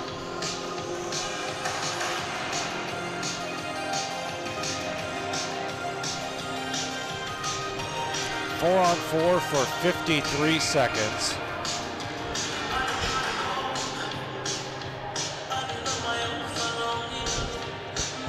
But the key here, 2-0 Missouri State. And the Ice Bears have it with Holmstrom. He breaks free, tries to work around Carrier.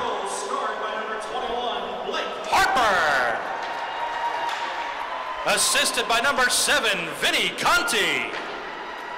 And by number 44, Isaac Cooper. Time of that goal at 7:25 of the third period, scored in the power play by number 21. Assisted by number 7 and number 44. So the Ice Bears have a 2-0 lead, as you heard from Kevin Thurl. And a little tough getting out of their own zone. Drummond will give it up to Moon, to Holmstrom. Cross ice to Papuga. He's been playing well. Papuga has it go off of his stick. Work to Trevor Hugg. Now to Papuga, who keeps it in. He shoots in safe. Rebound loose, Holmstrom, as he tried to backhand it through. It's grabbed by Dobbs. 11:26 to go in the period. 105 now remains in power play number 5 for the Tigers. He has a great play by Holmstrom to get that cross ice pass to Papuga as the Missouri Tigers take their timeout at 11:26 of the third period.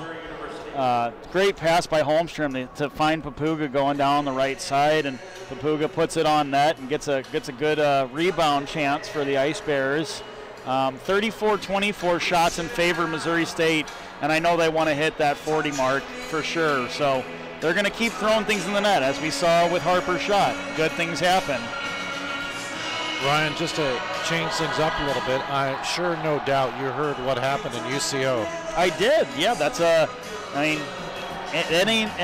saw last weekend with Missouri State's Division I team out in Illinois State that they took 2 on the chin out there.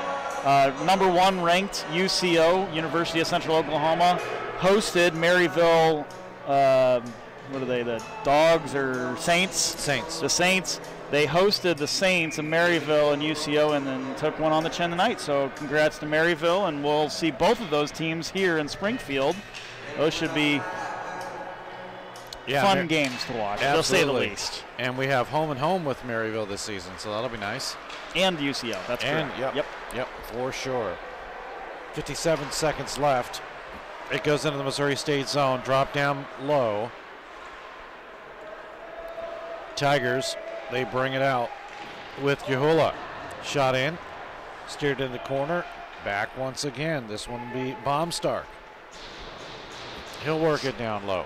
10:59 to go, 36 seconds left in the power play. It comes out, and Lasansky will try to work it. And Lasansky, I thought they were going to call something, but no, it's offside. So Steve, I got a question for you. I want to lay this one on you. You're a coach, you're down 2-0, you got 30, 40 seconds left on a power play with 11 and a half minutes left in the period. What are you saying in that timeout? Did I put you on the spot? No. I am probably telling them to give it their all for the next 20 seconds. Try to pop one in on that power play, yeah. Yep, just give it their all. Because one goal could change this hockey game. Taplin in there doing everything he can to make sure that doesn't happen. Oh, just like that one on a save on Jahula. Taplin, who's just been lights out here, in front again, and he makes the save on Morris, and now we get sticks flying in the corner. Jahula. Yeah, looks like Don Arias is going to take both of them. So what happened is that Venny got tied up with the Missouri Tiger player. What is that, number 6? That's Jahula. They got tied up. Jahala was holding on to Conti's stick and then let go finally after a little scrum in the corner. And then Conti grabbed Jahula's stick and gave it a little toss just to make sure it wasn't broken. I think it was something nice to make sure it was okay for him. Quality control. Exactly. And we're going to go 4-on-4 then. And the referee didn't like either of those. 11 penalties, 22 minutes for Missouri State. 10 penalties, 36 minutes for the Tigers as we get an offside here. And on the previous penalties, there was 22 minutes in penalties with the misconducts. Good Lord. You have a game misconduct and a misconduct followed by the 2 minutes. You can tell it's early in the season. There's some feisty hockey players out here. They need to settle down. This is a long haul. Absolutely. And the thing about Mizzou is they are a true club team in every sense of the word.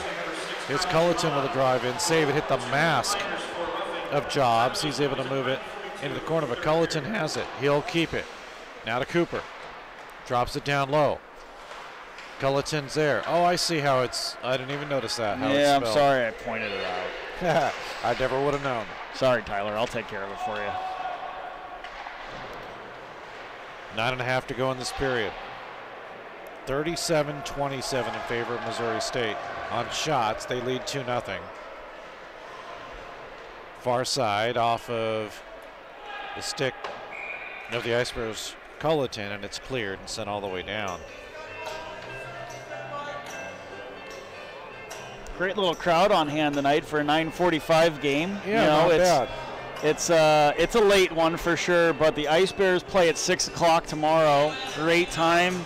Saturday night, weather's awesome. I know that there is a football game for Missouri State tomorrow as well. It's Parents Weekend, so if you're finishing up at the football game, come on out to the Ice Bears game at the Jordan Valley Ice Park. Enjoy some ice hockey against the Tigers. I'll tell you one thing, you cannot argue with the way that they played. The football team played against Arkansas last week.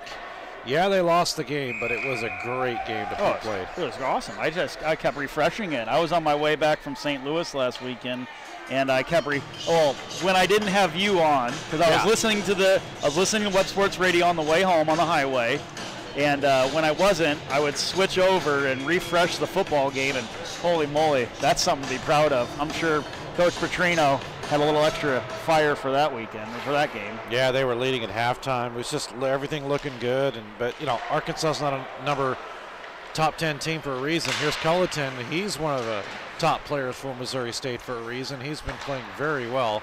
You look at some of the newcomers, and Culleton's been playing great. And the Ice Bears also with Isaac Cooper, who's been playing phenomenal now. Head coach Cody Blevins really knows how to pick these guys. Absolutely. Oh, puck stolen. Here's Lasansky, and he gets a drive off looking for number 2. The goalie had to look back on him for that one. Almost had it.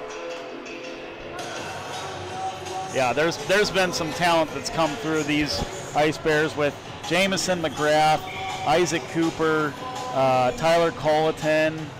Let's see, Zachary Forstel. Yeah, he's doing our camera work here tonight. Mr. Rieger between the pipes. He's wearing 35 this year. He got a brief spot in the net on the Arkansas weekend. It's just been a great bunch of individuals, and couldn't be more happy for them. I think they're really enjoying their college career here so far. A lot more to go. 8:06 to go in this game with a 2-0 lead for Missouri State. And Ryan, it's been said many times, 2-goal lead, worst lead in hockey. Yeah. And I forgot Adam Sprock, too. Don't forget him. Don't forget him. But yes, no, it's and they know that, right? They see what the score is, and it makes them play a little tighter, I mean, like you said, one goal can be a big difference in this game. And the Ice Bears want to get that next one. Holden Carroll had it go off of his stick. Puck State, we're going to get a penalty. It's going to go against Missouri State. Yeah, it was a bit of a dangerous hit over on the sideboards near the Missouri State bench. The referees are going to get together on that one. I'm hoping that's not a 5-minute discussion, but... Oh, that was an elbow up high by Osdek. We'll see what happens. Is it Osdek or is that Gamble? It looks like Alec Gamble is heading into the box. It's 81. Okay, that's good. I saw the one, I thought, but yep, you're right. No head contact on that, so.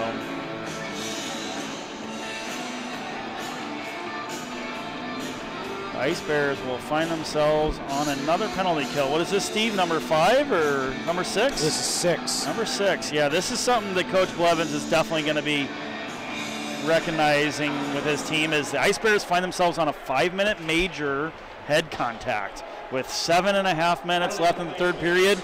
This is where the defense come out. A 5-minute major for head contact. Time of that penalty at 12:29 of the third period. So that is with the 5.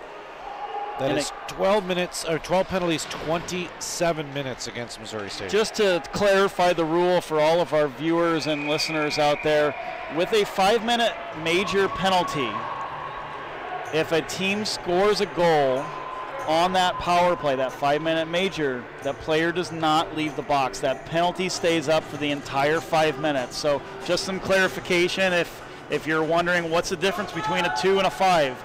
They call them minors and majors for a reason. A major penalty is something that is deemed dangerous by the officials. So unfortunately, Missouri State's find themselves on a power or a penalty kill for the majority of the game. As Jacob Holmstrom gets pulled down at center ice, and the fans up here and the referees in the stands want that one called. Yeah, the referees say not going to happen. Yeah, I don't think they were buying it. Nope, not at all. So here come the Tigers. 4:13 to go on the power play. Across the line, Morris broken up, and it's cleared.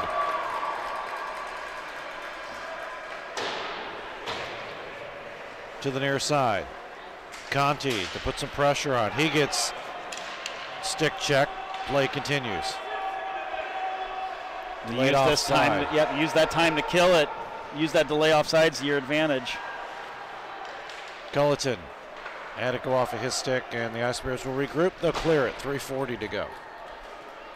So the good advantage is Missouri State has a 2-0 lead, but if they were trailing in this game, having to kill a 5-minute major would not be a good thing. Well, regardless, the 5-minute major, again, it's one of those things that you go, that's the majority left in this third period. The nice thing, we can continue to ice the puck and try to kill as many of that time off the pucks. And what a shot by Culleton. Offensive zone faceoff on a 5-on-4 major penalty. That's what the Ice Bears want. They want to keep it down this way. They want to keep Mizzou from gaining possession. He and Conti also working together in concert, and they have been just a great set of line mates as they have been making a lot of action happen. Puck with 3:05 to go is back down in the Missouri State zone. That's in the penalty, that is. 5:30 to go in period number 3. Cassiopo. But at center ice now, the Ice Bears with Osdek. He'll drop it down in. Cassiopo again. Tigers, they work a 5-on-4 because there's 2.5 minutes remaining in the penalty to Missouri State and Alec Gamble. Puck cleared out to center as an Ice Bear gets dumped. That's Drummond back in his own zone. Here's Jacob Kasdan, senior out of St. Louis. Across the line, drive in. That one's high by Henry Kasdan, but it's held on to by Ethan Taplin. He saw it at the last moment. Well, Ryan, they got to the 40 mark on the shots. 40's good, and especially killing 2 minutes of the next 4.5 here in the third period. These guys are looking to get the puck out of the zone every chance they get. You can bet that Coach B.J. Norman and Coach Cody Blevins are saying, clear the puck, ice it. Let's kill some time here. and finish this thing strong defensively. One by the Tigers. The draw is again. That's one thing that Missouri State has had a little trouble with. If you want to say anything about anything tonight, it's been the draws. But other than that, they played a really good game here. It's a very interesting fact you bring up, Steve. Very technical information, because generally a team who wins a lot of the face-offs, that team is going to have a really good chance of winning the game. So it's interesting you bring that up, because face-offs are a very important part of this. At the end of the day, it's possession. So if you can win the face-offs and get the possession, that's more opportunity. See, I knew he had you up here for a reason, Yeah. Scott. So technical. I like it. So technical. What do they say? Possession's 2/10 of the law?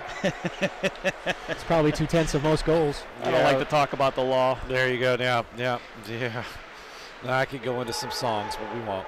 Okay, 1:14 to go. I fought the law. Yeah, that's it. I'm sure Alec Gamble's thinking the same thing with a minute left in his major penalty. Here's Culleton. He's trying to break free, and nothing doing there on that call. The officials say play. Oh, puck stolen out in front. Morris is there. Good defensive play by the Ice Bears. Goaltender's lost his stick. Now they're going to get it back to him as the puck is cleared, and so back with his stick is Ethan Taplin. Here come the Ice Bears. Stolen by Daniger, who will drop it down in. Now you get the feeling that even though there's 35 seconds left in the power play, that Missouri State may kind of move into that kill mode now. Oh, sure. You're looking at, defensively sound hockey, as we have a slight breakaway And Rudman scores right over the shoulder. A little bit of a defensive breakdown as a great shot beats goaltender Taplin over his high glove side. Steve, we talk about that one-goal game. This is unfortunately what Mizzou needs to get back into this. I wouldn't be surprised if Coach Blevins calls a timeout here soon, gets his team gathered together. They know they still got 18 seconds left to kill on a penalty. Goal then. Well, for Mizzou it is, but Yeah. Missouri State still has 18 seconds to kill. That's right, because it's a major. It's a major, Yeah, so they still got a little time to make sure they take care of things the right way, and they're going to get right back at this remaining 2.5 minutes. So this coming, I believe, at 17:20 or 17:17. We'll hear from Kevin Thurl on this one. But it is Rudman's goal. That should be his first of the season. And the power play has expired. The goaltender is back behind the net, a little out of position. Yeah, I think he got tripped up behind Missouri the net. University goals scored on the power play by number 11, Daniel Rudman, assisted by number 2, Drew Driscoll. Time of that goal at 17:11 of the third period, scored on the power play by number 11, assisted by number 2. So now the Tigers are that much closer. It's a 2-1 game with 2:10 to go in this period. And I know there are Mizzou nowhere near the caliber of Arkansas, but to have a 2-1 game right now after Missouri State had beaten Arkansas, and I know that games are different in any given day. Sure, and I don't want to take anything away from Mizzou. From previous seasons, this is a much different Mizzou team. This is a team that loaded up in the summer, and kudos to their players who helped recruit the other players, and everybody at Mizzou decided to play on the team. But this is a much different Mizzou team than we've been used to down in Springfield, and I look at it as maybe not as a clean Arkansas team, but just as hard trying. Now 1:48 to go in the period. 2-1 Missouri State. Driscoll with the drive and missed wide to the near side. Out to center. At least enough for Gerhardt to make sure it stays out. Here's Driscoll. It's stolen by Moon. Nice move left side. Moon gets taken out of the play, looking for some help. Moon in front, behind to Gerhardt. Papuga with a drive. It's blocked in front. Watch for Mizzou to pull their goalie if they can break the puck out of the zone here with 1:20 left. Tigers are waiting. Ice Bears are changing. They might have the opportunity to do it. Holden Carroll will send it out. Well, no, instead, they're going to set it up again to Driscoll. Here's Driscoll. He'll work it across the line. Goaltender is going to come out with the face-off, and 1:03 remaining and the face-off in the Missouri State zone. So they have pulled the goaltender. Steve, as a goaltender yourself, are you talking to your players right now and saying, hey guys, help me out, get in front of a shot, eat one for me? Or are you saying, I'm going to stay to myself, I'm in my zone, I'm going to do my thing, you guys do your thing? What are you saying right now? As Taplin makes a save here. I guess it depends on the game, but if I've got guys that are not necessarily fully committed to blocking in front and they just got a stick here or there, I'm going to tell them, get in front. Make that, don't tip it in. I'd hate to see you tip it in as, oh, what a save. Wow. Another one by Taplin. Did you see that? He was down on his knees and he reached up to grab that one. Yeah, great save there. We'll take a look at it again here. Kind of like one of those Goldschmidt saves at first base when Aaron Hotto tosses a muffin over to him. Now with 52 seconds left. But I'll basically say, I'll take the shooter, you take the pass, get in front fully, that kind of thing. There's a lot of communication going on with these Ice Bears right now as they are talking with each other, willing to block anything that they can, and some great pressure in the offensive zone. Conti with a backhander in front, and it gets deflected up over the net. Conti again, not giving up. Oh, a one-timer by Daniger missed wide. Let's see if that may not come back to haunt Missouri State with 17 seconds to go. Across the line to Cassiopo. He'll knock it down. Ice Bears with Harper to push. Now a wraparound in front. Good save, good sliding save by the defense of Gronberg. Puck is still held in. Harper has it, but the time expires, and Missouri State takes game one by a count of 2-1.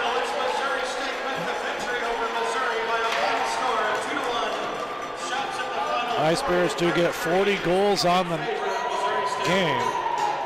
Shots, I'd love 40 goals. Or 40 shots, yeah.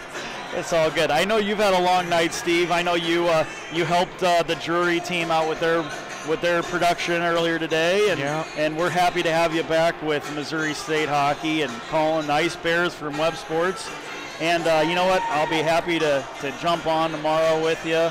I don't want that beautiful voice going anywhere. Our fans need to hear Steve Casson. Yeah, so. I appreciate it. I don't want it either. 21 shots was put on Missouri State goaltender Ethan Taplin. A 3-period total of, no, actually that was 11 shots. See, I can't even do my math right here.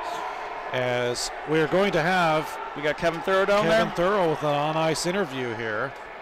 Look at this. Look at this, Scott. Man. 11 shots, 30 total, and then 13 on the goaltender Dobbs. We doing an on-ice interview right now? Period of 40. All right, fans, as you know, Steak and Shake is proud to sponsor our player of the game. And tonight, with a grand total of 32 saves, Ethan Taplin is your player of the game. Ethan, I think we can probably talk the most about what happened there in the third period. We didn't quite get it all the way killed off, but that 5-minute major, that penalty kill in front of you was on fire tonight. It was great. The boys really had my back the entire game tonight, and I wouldn't be able to do it without them. And you faced a pretty tough opponent last weekend, but Mizzou's certainly no slouch. You guys were ready to come in tonight. Yeah, we were all really excited, especially after that Saturday night game. We wanted to recover from that. And seeing, of course, tonight we start at 9:45. We like to call it our midnight matinee, but we still pack the stands with these fans. What is that like to play in front of this group? It's the greatest thing ever. We always have fans, and it makes us so happy to see them all here. All right, fans, that is your player of the game tonight with 32 saves, number 50, Ethan Taplin. A great job, and just a reminder that tomorrow, game time is 6 p.m. How freaking cool is that? Are the Ice Bears not stepping up their game? Scott, Steve, you guys are going above and beyond, man. Yeah. This is some great stuff. I appreciate it. We are trying. Oh, it looks great. We are trying. So as Kevin mentioned, that we will have game tomorrow, and our game tomorrow will include a couple of different ones. Of course, the Drury Panthers, that'll be 2 o'clock. St. Louis University will have game number 2 for them. And that'll be it for our broadcast. We're just doing 2 games for the Drury University squad this year.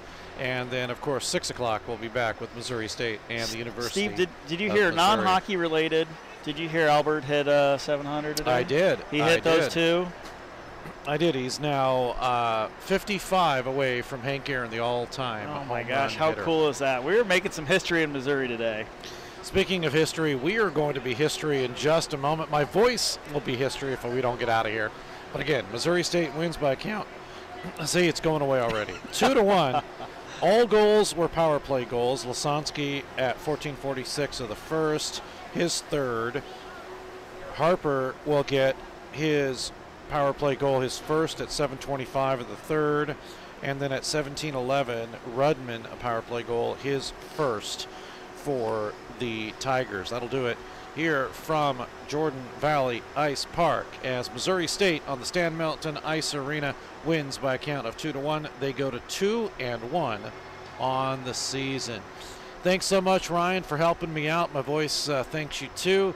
Thanks to Scott Lutzke for doing the great graphics work, and for our cameraman, Zach Forrestel. Appreciate everyone doing that and helping us out. I'm going to give my voice a rest. Everyone get a rest. And until tomorrow, have a good night. I'm Steve Casson. Thanks for joining us. You've been listening to Missouri State Ice Bears Hockey with your host, Steve Casson.